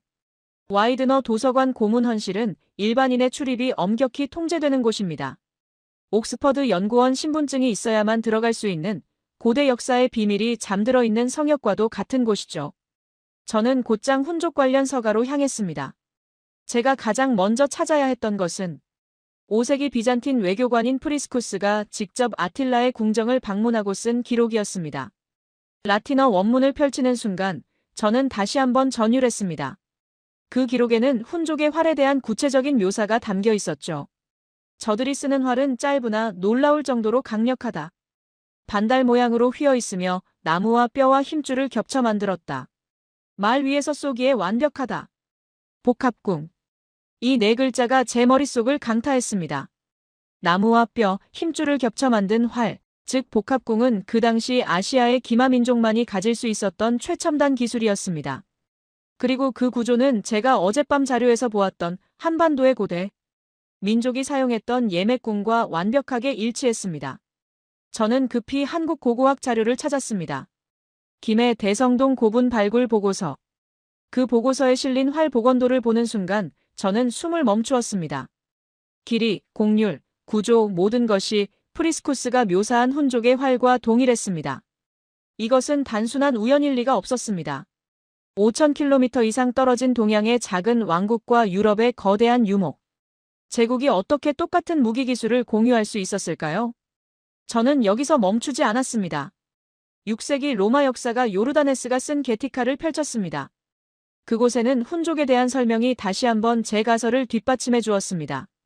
훈족은 동쪽 끝 한 곳에서 왔다. 그들의 왕족은 고귀한 혈통을 자랑하며 다른 부족들과 철저히 구별했다. 동쪽 끝과 왕족 혈통. 이 단서들은 끊임없이 제가 찾은 가야와의 연결고리를 강화했습니다. 저는 지도를 펼쳤습니다. 만약 가야 왕족이 북쪽으로 이동했다면 어떤 경로를 거쳤을까? 김해에서 출발하여 낙동강을 따라 북상하고 한반도 북부와 만주를 거쳐 몽골 초원으로 진입한 뒤 서쪽으로 대이동을 시작한 경로를 그려보았습니다. 훈족이 유럽에 나타난 시기는 4세기 후반, 즉 370년대였습니다. 가야가 멸망하기 전인 3세기 말부터 5세기 초까지의 시기와 정확히 맞아떨어졌습니다. 특히 가야가 멸망한 후 그 왕족과 귀족들이 잔존 세력과 합쳐 북방으로 대규모 이동을 감행했다면 흉노 잔존 세력과 합류하여 서진했을 가능성이 매우 높았습니다. 심장이 쿵쾅거렸습니다. 저는 중국 역사서를 다시 뒤졌습니다. 삼국지 위서 동의전에는 놀라운 기록이 있었습니다. 변한가야의 또 다른 이름은 철이 나는데 한과 예와 외가 모두 사간다. 철, 가야의 핵심 자원이었습니다. 그리고 훈족은 이 철제 무기로 로마를 압도했습니다. 이것이 우연일 수 있을까요? 저는 더 깊이 파고들었습니다. 이제 고고학적인 유물을 비교할 차례였습니다. 저는 헝가리 판노니아 평원에서 발굴된 훈족 무덤 보고서를 찾아냈습니다. 거기서 발견된 두개골 사진을 보는 순간 저는 의자에서 벌떡 일어났습니다. 사진 속의 두개골은 머리를 인위적으로 길게 변형시킨 소위 편두 두개골이었습니다. 저는 떨리는 손으로 김해의 고분 자료를 찾았습니다. 놀랍게도 3세기에서 5세기 가야 고분에서도 편두 두개골이 발굴된 기록이 있었습니다. 똑같은 풍습이었습니다. 왕족과 귀족들이 자신의 신분을 드러내기 위해 행했던 이 기괴하면서도 특별한 풍습이 5,000km를 넘어 완전히 동일하게 나타났습니다. 같은 무기, 같은 철기 기술, 같은 장례 풍습, 같은 두개골 변형. 이제 이 모든 것이 우연이라고 주장할 수 있는 사람은 없었습니다. 저는 즉시 지도 교수님이신 핸더슨 교수님께 전화를 걸었습니다. 교수님, 지금 연구실에 계십니까? 당장 가겠습니다. 밤 11시이지만 봐주셔야 할 것이 있습니다. 그날 밤 교수님 연구실에서 저는 지금까지 찾은 모든 문헌과 고고학적 증거들을 쏟아냈습니다. 활의 구조, 철기 기술, 편두 풍습, 이동 경로, 시기. 교수님은 한참 동안 자료를 보시더니 길게 휘파람을 부셨습니다. 이건 대박이야, 아르투르. 정말 놀라워. 교수님은 저의 발견이 사실이라면 세계 역사를 다시 써야 할 일이라고 흥분하셨습니다. 로마를 무너뜨린 훈족이 한반도에서 왔다니 상상도 못할 일이었죠. 기쁨에 겨워하는 저를 보시며 교수님은 이내 진지한 표정으로 말씀하셨습니다. 하지만 조심해야 해. 이 연구가 알려지면 엄청난 반발이 있을 거야. 특히 일본에서. 저는 깜짝 놀랐습니다. 일본이요? 교수님은 한숨을 쉬셨습니다. 일본은 가야를 자기네 지방 정권이었다고 주장해왔어. 소위 임나 일본 부설이라고 하지. 만약 가야가 훈족 황제의 조상이라는 것이 밝혀지면 그들의 주장은 근본부터 무너지게 될 거야. 그들은 절대 가만히 있지 않을 거야. 중국 또한 흉노를 자기네 민족의 일부라고 주장하고 있었기에 이 연구는 단순한 학술적 논쟁이 아니라 국제적인 역사전쟁이 될 것임을 직감했습니다. 하지만 저는 아버지의 얼굴을 떠올렸습니다. 진실을 밝히라는 아버지의 마지막 유언. 저는 결심했습니다. 교수님, 계속하겠습니다. 진실이라면 밝혀져야죠. 핸더슨 교수님은 잠시 저를 바라보시다가 고개를 끄덕이셨습니다. 좋아, 그럼 도와주지. 하지만 완벽한 증거가 필요해. 문헌, 유물, 그리고 결정적으로 DNA까지. 과학적 증거 없이는 아무도 안 믿어. 특히 이렇게 말도 안 되는 주장은. 교수님의 말씀이 옳았습니다. 저는 어떤 방해가 오더라도 끝까지 진실을 밝히겠다고 각오를 다졌습니다. 그때는 몰랐습니다. 정말로 목숨을 걸어야 할 만큼 위험하고 거대한 세력과의 싸움이 될 줄은 말입니다. 다음 날 아침 핸더슨 교수님께 전화가 왔습니다. 아르투르, 하버드 호튼 도서관에 미공개 자료가 있어. 헝가리 왕실 문서인데 내가 특별허가를 신청했으니까 오늘 오후에 가봐. 심장이 쿵쾅 뛰었습니다. 호튼 도서관은 하버드에서도 가장 접근이 어려운 곳 중 하나로 중세 필사본과 왕실 문서가 보관된 곳이었습니다. 오후 2시, 저는 육중한 호튼 도서관의 문을 열고 들어갔습니다. 안내 데스크에서 엘리자베스 윌슨이라는 특별 컬렉션 담당 여성을 만났습니다. 그녀는 예리한 눈빛을 가지고 있었죠. 코스테르 연구원님 맞으시죠? 이쪽으로 오세요. 하지만 그 전에 한 가지 경고할게요. 그녀는 낮은 목소리로 말했습니다. 조심하세요. 일본 대사관에서 이 문서들을 찾고 있어요. 온몸에 소름이 돋았습니다. 어떻게 아십니까? 그녀는 지난주에 일본 학자 3명이 같은 자료를 보려고 왔었지만 연구 목적이 불분명하여 거절했다고 했습니다. 그들이 찾던 것은 가야 관련 문서, 특히 왕족의 이동 기록이었습니다. 이미 저의 연구가 시작되었다는 것을 일본이 알고 있다는 증거였습니다. 그녀는 20년 전에도 비슷한 일이 있었고 티베트 문서를 연구하던 중국 학자가 갑자기 사라진 일까지 언급하며 저에게 경고했습니다. 빨리 연구를 마치세요. 이 문서들 곧 헝가리로 반환될 예정이에요. 일본이 헝가리 정부에 압력을 넣고 있거든요. 저는 지하석으로 내려가 그녀가 꺼내준 15세기 헝가리 왕실 연대기 게스타 흥가로름의 낡은 양피지 책을 받았습니다. 라틴어 원본이었습니다. 첫 장을 펼치는 순간 저는 다시 한번 확신에 찼습니다. 라틴어로 이렇게 적혀 있었습니다. 아틸라 왕, 동방 왕족의 후예라고. 계속 읽어내려가자 더 놀라운 구절이 나왔습니다. 그의 부족은 바다가에 있는 나라에서 왔으며 철의 달인들이었다. 작은 왕국이었으나 강했다. 바다가, 철의 달인, 작은 나라. 이것은 완벽하게 가야를 묘사하고 있었습니다. 저는 급히 사진을 찍기 시작했고 그때 복도에서 발소리가 들렸습니다. 엘리자베스의 얼굴이 창백해졌습니다. 누가 오고 있어요? 이 시간엔 아무도 없어야 하는데. 문이 열리고 동양 억양이 섞인 영어를 쓰는 남자 목소리가 들렸습니다. 야마다라는 이름의 그는 보스턴 일본 총영사관 소속이었고 헝가리 정부 요청이라며 문서 확인을 요구했습니다. 저는 책장 뒤에 숨어 숨소리조차 죽여야 했습니다. 그들이 정말로 저를 추적하고 있었던 겁니다. 엘리자베스는 목숨을 걸고 저를 보호해 주었고 그들이 돌아간 후 봉투 하나를 건네주었습니다. 내가 미리 복사해 둔 거예요. 중요한 페이지들. 원본은 곧 사라질 테니까. 그녀는 30년 전 자신이 포기했던 진실을 제가 밝혀주길 바란다며 저에게 힘을 실어주었습니다. 그때는 알지 못했습니다. 그녀의 도움이 제 연구에 어떤 비극을 가져올지 말입니다. 그날 저녁 저는 숙소로 돌아와 엘리자베스가 건네준 봉투를 열었습니다. 15세기의 헝가리 왕실 연대기 복사본이 들어있었죠. 15장의 낡은 종이를 읽어내려가며 저는 전율했습니다. 500년 전의 헝가리 지식인들조차 아틸라가 동방에서 온 철의 나라, 왕족의 후예라는 것을 알고 있었다는 사실이었습니다.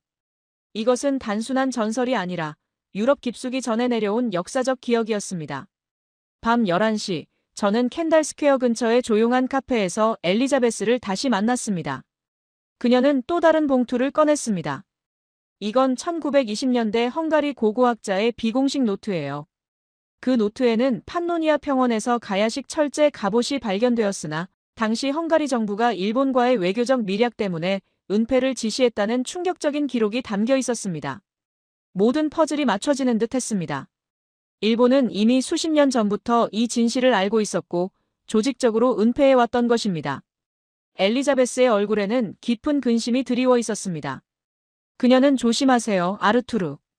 그들은 수단과 방법을 가리지 않아요라고 거듭 경고했습니다. 저는 그녀에게 진심으로 감사하며 반드시 진실을 밝히겠다고 다짐했습니다. 하지만 저는 그녀의 경고를 너무 가볍게 여겼습니다. 다음 날 아침, 제 아파트 문 앞에 이상한 경고장이 붙어 있었습니다. 빨간 종이에 일본어로 뭔가가 적혀 있었고, 동료에게 사진을 보내 해석을 요청하니 그만둬. 경고다라는 섬뜩한 내용이었습니다. 저는 오싹한 기분을 느끼며 문을 열고 들어서는 순간 얼어붙었습니다. 제 집이 완전히 뒤집혀 있었기 때문입니다. 책장은 넘어졌고 서랍은 모두 뒤져 있었으며 심지어 침대 매트리스까지 뒤집혀 있었습니다. 다행히 중요한 자료는 클라우드에 백업해 두었지만 제 노트북이 사라진 후였습니다. 저는 곧바로 경찰에 신고했지만 침입 흔적은 전혀 없었고 경찰은 문이 멀쩡하다며 오히려 제게 원수진 사람이 없는지 물었습니다. 일본 총영사관 이야기를 할 수는 없었기에 저는 그저 답답함만 느낀 채 고립되었습니다. 그날 오후 옥스퍼드 학과 사무실에서 연락이 왔습니다. 학장님이 저를 부르셨습니다. 학장실로 가는 길에 저는 불길한 예감을 떨칠 수 없었습니다. 학장님은 심각한 표정으로 저를 맞이하며 단도직입적으로 물었습니다. 자네, 요즘 무슨 연구를 하나? 저는 훈족기원에 관한 연구를 진행 중이라고 솔직히 말씀드렸습니다. 학장님은 깊은 한숨을 쉬시더니 일본 도쿄에서 공식 항의가 들어왔네. 자네가 가야와 훈족을 연결하는 연구를 한다며 역사 왜곡이라고 하더군이라고 말씀하셨습니다. 어이가 없었습니다. 저는 증거를 기반으로 한 학술 연구를 하고 있다고 항변했지만 학장님은 도쿄는 우리 대학의 중요한 파트너야. 특히 아시아학 분야에서 국제적인 문제가 될 수 있으니 신중하게 하게라며 연구 중단을 요청하지는 않지만 사실상 압력을 가했습니다. 학장실을 나와 복도를 걷는데 모르는 번호로 전화가 왔습니다. 코스테르 연구원님? 제 이름은 류현서입니다. 하버드 동아시아 박사과정이고요. 연구원님의 연구에 도움이 될 정보가 있습니다. 30분 후 저는 하버드 스퀘어의 한 카페에서 긴장한 표정의 한국 여성 류현서 씨를 만났습니다. 그녀는 저에게 조심하셔야 해요. 일본이 연구원님을 감시하고 있어요라고 말했습니다. 그녀는 한국 학자들과 연락하고 있으며 일본이 한국 학계에도 가야 관련 연구를 못하게 압력을 넣고 있다는 사실을 폭로했습니다. 류현서 씨는 노트북을 열어 제게 일본의 역사적 주장을 보여주었습니다. 임나 일본 부설. 일본이 4세기부터 6세기까지 한반도 남부의 식민지 임나 일본부를 경영했다는 주장이며 가야가 그 중심이었다는 내용이었습니다. 이게 만약 가야가 훈족 황제의 조상이라는 게 밝혀지면 그들의 주장이 완전히 무너지겠네요. 제 질문에 그녀는 정확해요. 그래서 필사적으로 막으려는 거예요 라고 답했습니다. 그녀는 심지어 일본 역사학회 내부 문건까지 보여주었습니다. 유출된 그 문건에는 이렇게 적혀 있었습니다. 코스테르의 연구를 저지하라. 모든 수단을 동원하라. 가야와 훈족 연결은 절대 인정할 수 없다. 저는 온몸에 소름이 돋았습니다. 이건 정부 차원에서 조직적으로 움직이는 국제적인 스파이 활동이었습니다. 제가 어떻게 해야 하냐는 질문에 류현서 씨는 단호하게 말했습니다. 증거를 더 모으세요. 그들이 부정할 수 없을 만큼 확실한 증거. DNA요. 그리고 또 하나 언어도 중요해요. 번역본은 왜곡될 수 있으니 고대 문헌을 직접 읽어야 합니다. 최소 12개 언어는 필요할 거예요. 12개 언어. 한국어, 중국어, 일본어, 라틴어, 그리스어, 터키어, 몽골어, 헝가리어, 루마니아어, 러시아어, 아랍어, 페르시아어. 제 정신이 아찔했습니다.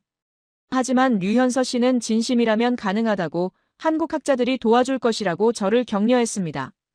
그날 밤 저는 결심을 굳혔습니다. 이제 학자의 명예나 개인의 안전은 중요하지 않았습니다. 이것은 아버지의 유언이자 1500년간 은폐된 역사의 진실을 밝히는 성전이었습니다. 류현서 씨는 저에게 언어를 가르쳐줄 한국 학자들의 연락처를 보내주었습니다. 한국어는 MIT 언어학과 김 교수님, 중국어는 하버드 동아시아학과, 일본어는 보스턴 대학, 고대 터키어는 온라인 강의, 나머지는 독학이었습니다. 다음 날부터 저의 지옥 같은 일정이 시작되었습니다. 새벽 4시에 기상하여 4시 30분부터 한국어, 6시 30분부터 중국어, 아침 식사 후 학교 강의, 점심 후 일본어 개인 교습, 오후에는 고대 터키어, 저녁에는 몽골어, 밤에는 나머지 언어들. 하루에 4시간만 잤습니다. 일주일이 지나자 제 몸은 비명을 질렀고 2주가 지나자 코피를 쏟았습니다. 한 달이 지나자 체중이 5kg이나 빠졌습니다. 핸더슨 교수님은 저를 걱정하셨지만 저는 멈출 수 없었습니다. 매일 밤 아버지의 얼굴이 떠올랐고 우리 조상을 찾아라는 목소리가 저를 채찍질했습니다. 2달째 저는 한국어로 간단한 대화가 가능해졌고 김 교수님은 외국인이 1년은 걸릴 속도라며 놀라워하셨습니다. 하지만 문제는 고대 한국어, 특히 향찰이었습니다. 한자를 빌려 한국어를 표기한 그 복잡한 체계는 저를 좌절시켰습니다. 3달째 저는 도서관에서 쓰러져 정신을 잃었습니다. 병원에서 깨어보니 극심한 피로와 영양실조라는 진단이 나왔고 류현서 씨는 교수님, 이제 그만하세요라고 눈물로 호소했습니다. 하지만 저는 이틀 후 다시 책상 앞에 앉았습니다. 4달째 저는 중국 역사서를 원문으로 읽기 시작했습니다.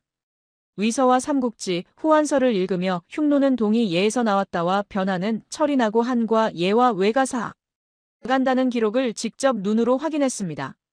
5달째 일본어로 고대 문헌을 읽기 시작했습니다. 일본 서기를 보다가 저는 충격적인 구절을 발견했습니다.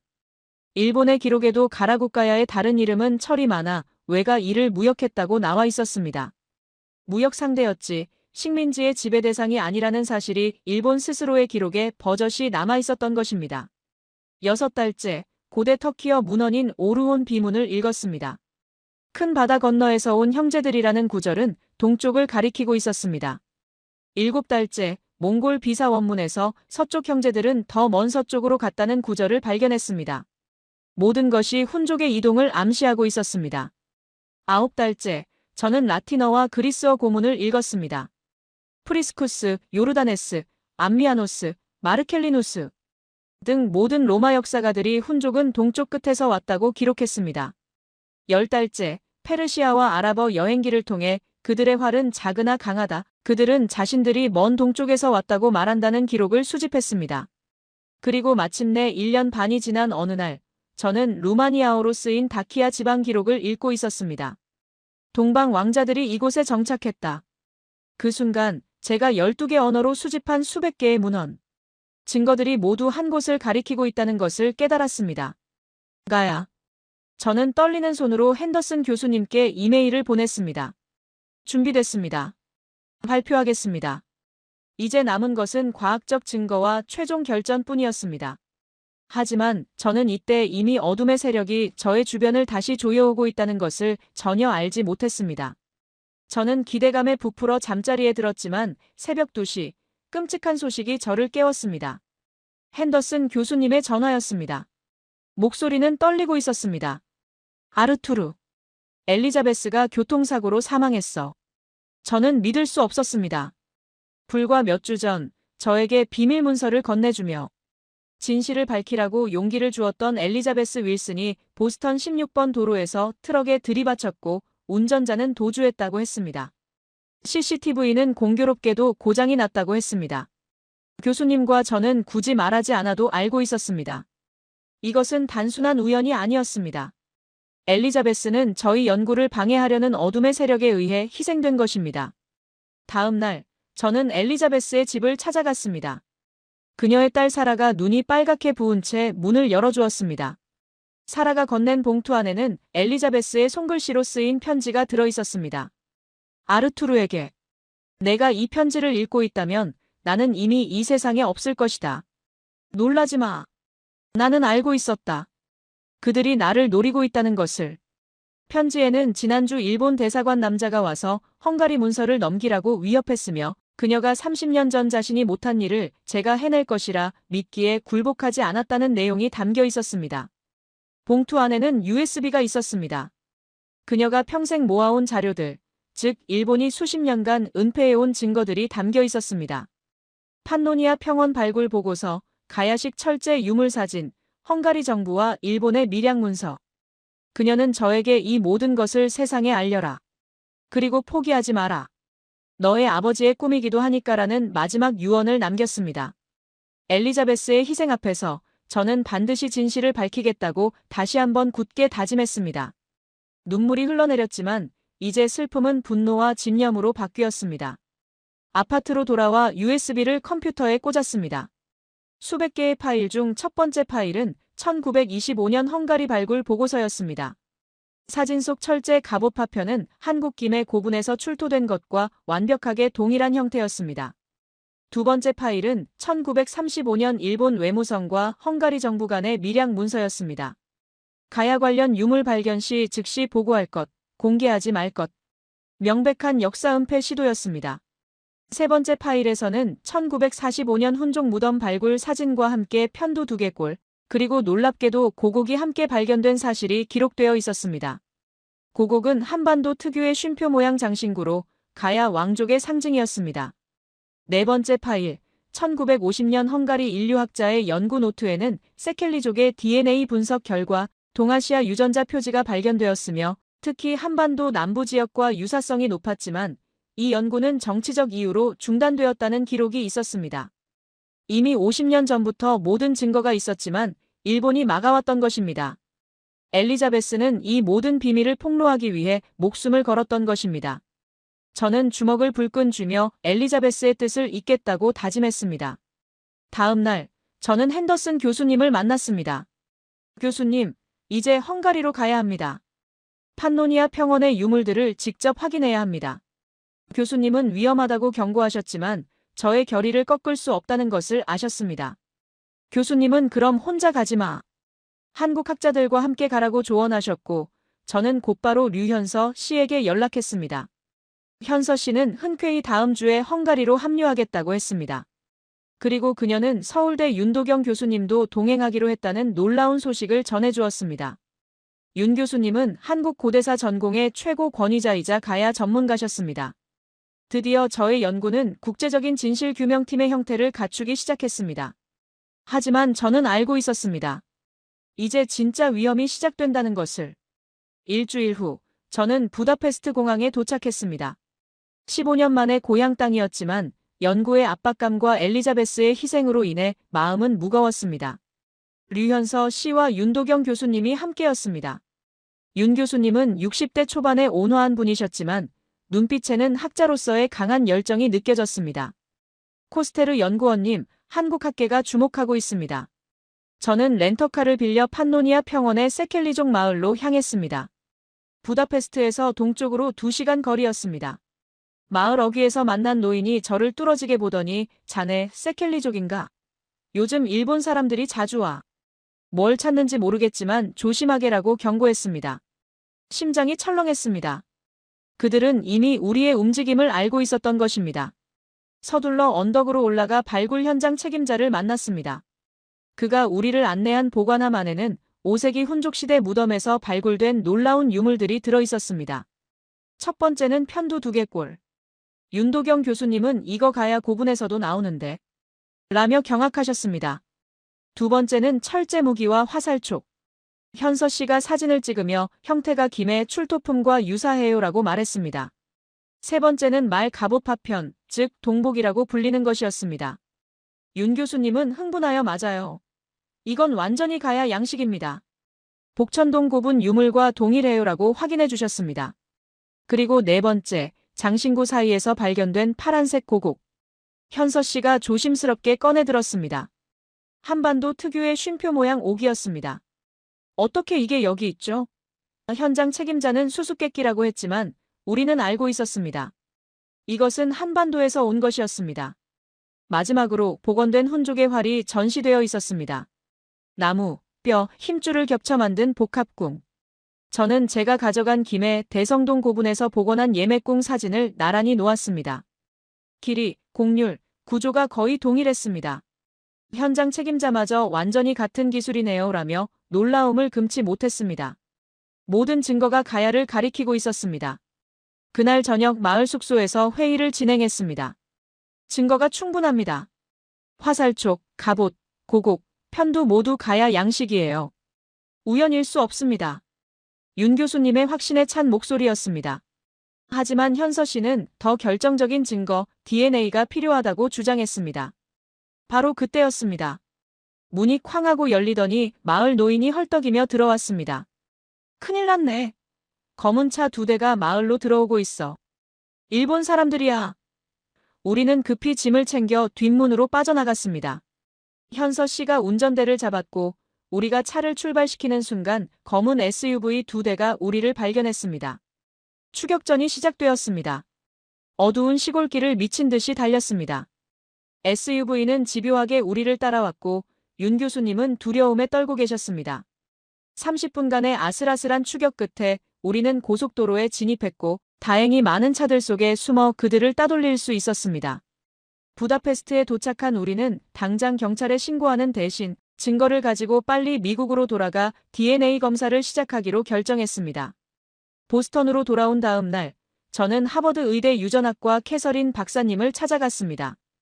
그녀에게 훈족 유골과 한국인의 DNA를 비교하고 싶다고 말하자 그녀는 눈을 크게 떴습니다. 훈족이요? 5세기 유골과 한국 김해, 김씨 후손들을요? 저는 한국 정부와 서울대에서 연구비를 지원하기로 했음을 알렸습니다. 캐서린 박사님은 이 흥미로운 제안을 받아들였습니다. 샘플 수집이 시작되었습니다. 헝가리 세켈리족 후손 50명, 한국 김해, 김씨 종친의 협조로 100명, 그리고 판노니아 평원 유골 5구. 석 달이 걸리는 긴 시간이었습니다. 그 사이 일본은 또다시 움직였습니다.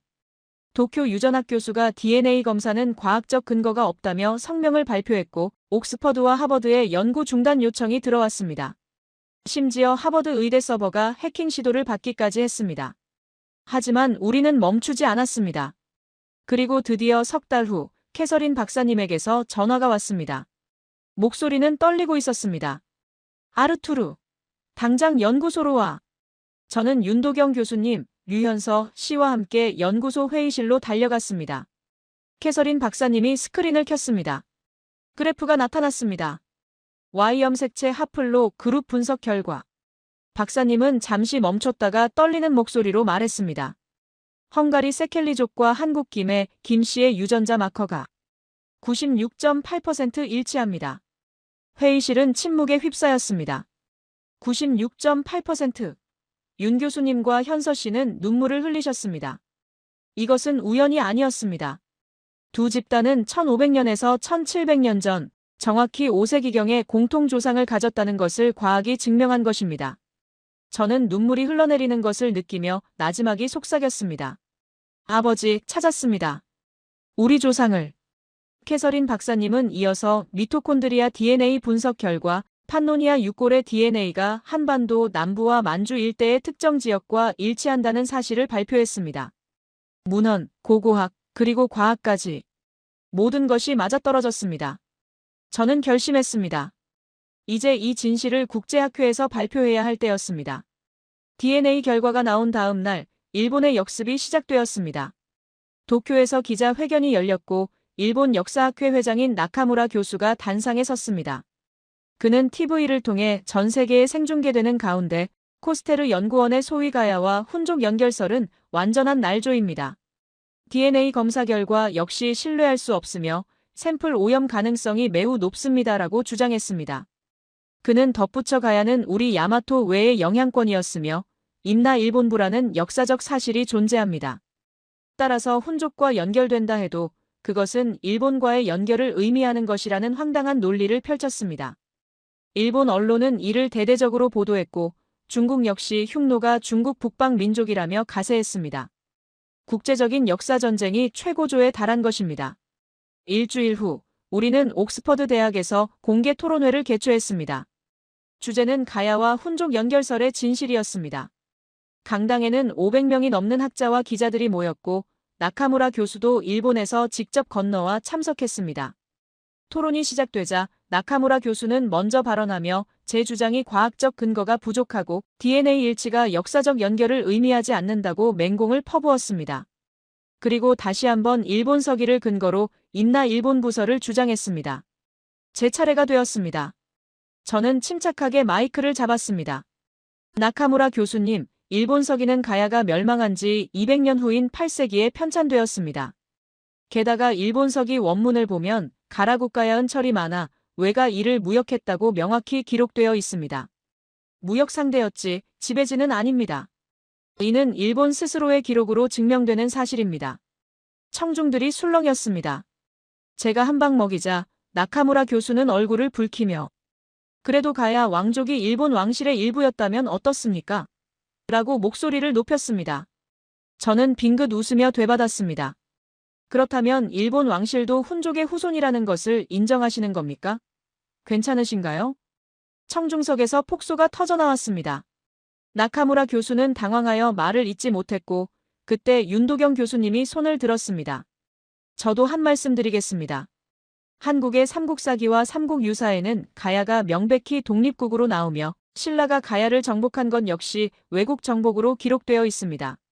더구나 임나 일본 부설은 이미 한일 역사 공동연구에서 일본 학자들조차 부정하고 인정한 바 있습니다. 나카무라 교수는 더 이상 반박할 수 없었습니다. 토론회 후 진행된 투표에서 참석자 중 73%가 가야와 훈족, 연결설을 지지하는 압도적인 결과를 보여주었습니다. 하지만 일본은 물러서지 않았습니다. 일본 외무성은 성명을 발표하며 국제사회가 한국의 역사 침탈을 바로잡아야 한다고 주장했고 헝가리에까지 경제협력 카드를 내밀며 압력을 가했습니다. 바로 그때 저희에게 결정적인 증거가 나타났습니다. 루마니아 부쿠레슈티 고고학 연구소의 이오네스쿠 박사에게서 전화가 온 것입니다. 코스테르 연구원님, 트란실바니아에서 5세기 무덤이 발굴되었습니다. 교수님이 꼭 보셔야 할 것 같아요. 그곳에서 발굴된 것은 도굴되지 않은 완벽한 상태의 고분이었습니다. 이틀 후 저는 윤도경 교수님, 류현서 씨와 함께 트란실바니아의 카르파티아 산맥 기슭에 도착했습니다. 무덤 안석실 벽에는 글자가 새겨져 있었습니다. 라틴어와 함께 알 수 없는 문자가 새겨져 있었는데 저는 그 문자를 보는 순간 온몸에 소름이 돋았습니다. 그것은 고대 한글 유사 문자였습니다. 라틴어 부분에는 여기 동방 왕자 아테르가 잠들다. 해 뜨는 땅의 아들, 철의 나라에서 서쪽으로 와 이곳에 정착하다라고 적혀 있었습니다. 아테르는 아틸라와 유사한 이름이었습니다. 그리고 윤 교수님은 그 한국식 문자를 해독하기 시작하셨습니다. 흥분으로 떨리는 목소리로 그가 외쳤습니다.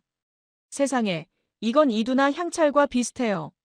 동쪽 바다 가야 왕자라고 써 있어요. 가야라고. 모두가 말을 잃었습니다. 부장품 역시 결정적이었습니다. 가야 양식의 철제검, 한반도 특유의 고곡, 가야 왕관과 동일한 금동관, 그리고 김해 고분 출토품과 같은 구조의 철제 갑옷까지. 모든 증거가 완벽하게 일치했습니다. 우리는 즉시 유골에서 DNA 샘플을 채취하여 하버드로 보내 긴급 분석을 의뢰했습니다. 일주일 후 캐서린 박사님에게서 다시 전화가 왔습니다. 아르투르, 대박이에요. 루마니아 유골 DNA가 세켈리족 그리고 김해 김씨와 완벽히 일치해요. 같은 Y염색체 하플로 그룹입니다. 이들은 확실히 친척입니다. 과학이 두 번째로 그리고 완벽하게 역사를 증명한 순간이었습니다. 문헌 증거, 고고학적 유물, 그리고 DNA 과학까지 세 가지가 모두 같은 결론을 내렸습니다. 훈족은 가야 왕족의 후손이었습니다. 루마니아 정부가 이 사실을 공식 발표하자 국제 언론이 들끓기 시작했습니다. BBC, CNN, 르몽드 등 전 세계 언론이 훈족과 한국의 놀라운 연결, DNA가 밝힌 1500년 전 비밀을 대서특필했습니다. 일본이 다시 조작이라고 반발했지만 이번에는 먹히지 않았습니다. 루마니아는 유럽연합회원국이었고 이오네스쿠 박사는 과학적 연구 결과를 단호하게 방어했습니다. 결국 유네스코가 움직였습니다. 긴급 학술대회가 제네바 본부에서 소집되었습니다. 최종 결전의 무대가 마련된 것입니다. 제네바 유네스코 본부에는 193개국 대표가 모였습니다. 한국 대통령이 직접 참석했고 헝가리 총리도 왔습니다. 저는 단상에 섰습니다. 떨리는 마음으로 숨을 깊이 들이마셨습니다. 존경하는 각국 대표 여러분, 오늘 저는 1500년간 숨겨진 진실을 말씀드리겠습니다. 저는 12개 언어로 수집한 문헌 증거, 예맥궁과 복합궁의 일치, 편두 풍습, 그리고 최종적으로 96.8%의 유전자 일치와 루마니아 유골의 완벽한 DNA 증거까지 모든 자료를 제시했습니다. 프레젠테이션이 끝나자 일본 대표가 벌떡 일어나 항의했지만 이미 전세는 기울었습니다. 영국 옥스퍼드, 독일 막스플랑크, 프랑스 소르본 대학 교수들이 연이어 일어나 저의 증거가 압도적이며 과학적 조작 가능성이 제로임을 확인해 주었습니다. 마침내 투표가 시작되었습니다. 가야와 훈족 연결을 역사적 사실로 인정하십니까? 전광판에 숫자가 올라갔습니다. 찬성 171개국, 반대 12개국, 기권 10개국. 압도적인 승리였습니다. 유네스코 사무총장이 단상에 섰습니다. 유네스코는 훈족 황제 아틸라의 가야 왕족 기원을 역사적 사실로 공식 인정합니다. 순간 장내는 기립박수로 가득 찼습니다. 저는 눈물을 흘리며 나지막이 외쳤습니다. 아버지, 해냈습니다. 한국 대통령이 단상으로 올라와 연설했습니다. 오늘 우리는 잃어버린 형제를 찾았습니다. 1500년 전 가야의 용맹한 후손들이 유라시아를 건넜고 로마를 무너뜨렸습니다. 이것은 한민족의 위대함을 보여주는 증거입니다. 헝가리 총리 역시 감동적으로 연설했습니다. 우리 헝가리인들은 한국의 피를 이어받은 자랑스러운 후손입니다. 오늘부터 한국과 헝가리는 형제 국가입니다. 무대에는 김해 김씨, 종친 회장님과 헝가리 세켈리족 대표가 올라와 서로를 부둥켜 안았습니다. 1500년 만에 감격적인 재회였습니다. 장내의 모든 사람이 박수를 치며 눈물을 흘렸습니다. 저는 핸더슨 교수님과 류현서 씨를 끌어안았습니다. 이 모든 것이 저의 집념과 엘리자베스의 희생, 그리고 한국 학자들의 도움으로 이루어진 결과였습니다. 제네바 대회 이후 1년이 흘렀습니다. 저는 옥스퍼드 대학의 정교수가 되었고 한국과 헝가리가 공동으로 설립한 고대사 공동연구센터의 소장을 맡았습니다. 윤도경 교수님은 부소장으로 오셨고 류현서 씨는 박사 학위를 받고 저의 연구원이자 동반자가 되었습니다. 저희는 결혼했습니다. 한국과 헝가리 양쪽 가족이 모두 모인 부다페스트에서 결혼식을 올렸고 아들이 태어났을 때 이름을 이안이라고 지었습니다. 한국어로는 편안함, 헝가리어로는 용맹함을 뜻하는 두 나라를 잇는 이름이었습니다.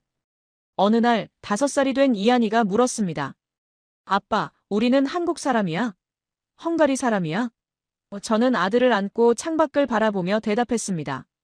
우리는 둘 다이고 그보다 더 위대한 역사를 가진 민족이란다. 우리 조상은 바다 건너 철의 나라 가야에서 왔어. 그들은 용감했고 서쪽으로 멀리 갔지. 그리고 새로운 땅에서 왕이 되었단다. 저는 아들에게 역사를 아는 것은 삶의 지도를 갖는 것과 같다고 말해주었습니다. 그 지도로 우리는 우리가 누구인지 알고 어디로 가야 할지 알 수 있으니까요. 아버지의 유언을 지킨 저의 여정은 이제 새로운 세대의 자랑스러운 역사가 되어 계속될 것입니다. 로마 제국을 무너뜨린 훈족의 뿌리가 바로 우리 한민족의 자랑스러운 왕국 가야였다는 놀라운 진실. 아르투르 코스테르 교수의 집념이 1500년 동안 숨겨져 있던 역사의 퍼즐 조각을 맞춰냈습니다. 문헌 증거, 고고학적 유물, 그리고 현대 과학인 DNA까지 그 어떤 것도 부정할 수 없는 진실이었습니다. 생각해 보십시오. 5000km를 넘어 유라시아를 가로지른 우리 조상의 용맹함이 유럽 역사를 뒤바꿨다는 사실. 그리고 그 위대한 역사가 외세의 방해와 압력 속에서도 결국 과학과 진실의 힘으로 승리했다는 사실. 이것이 바로 우리 민족이 가진 불굴의 정신이자 국가적 자부심의 근원입니다. 오늘 이 영상을 시청하신 여러분은 잃어버렸던 우리 조상의 가장 위대했던 여정의 순간을 함께 목격하신 것입니다.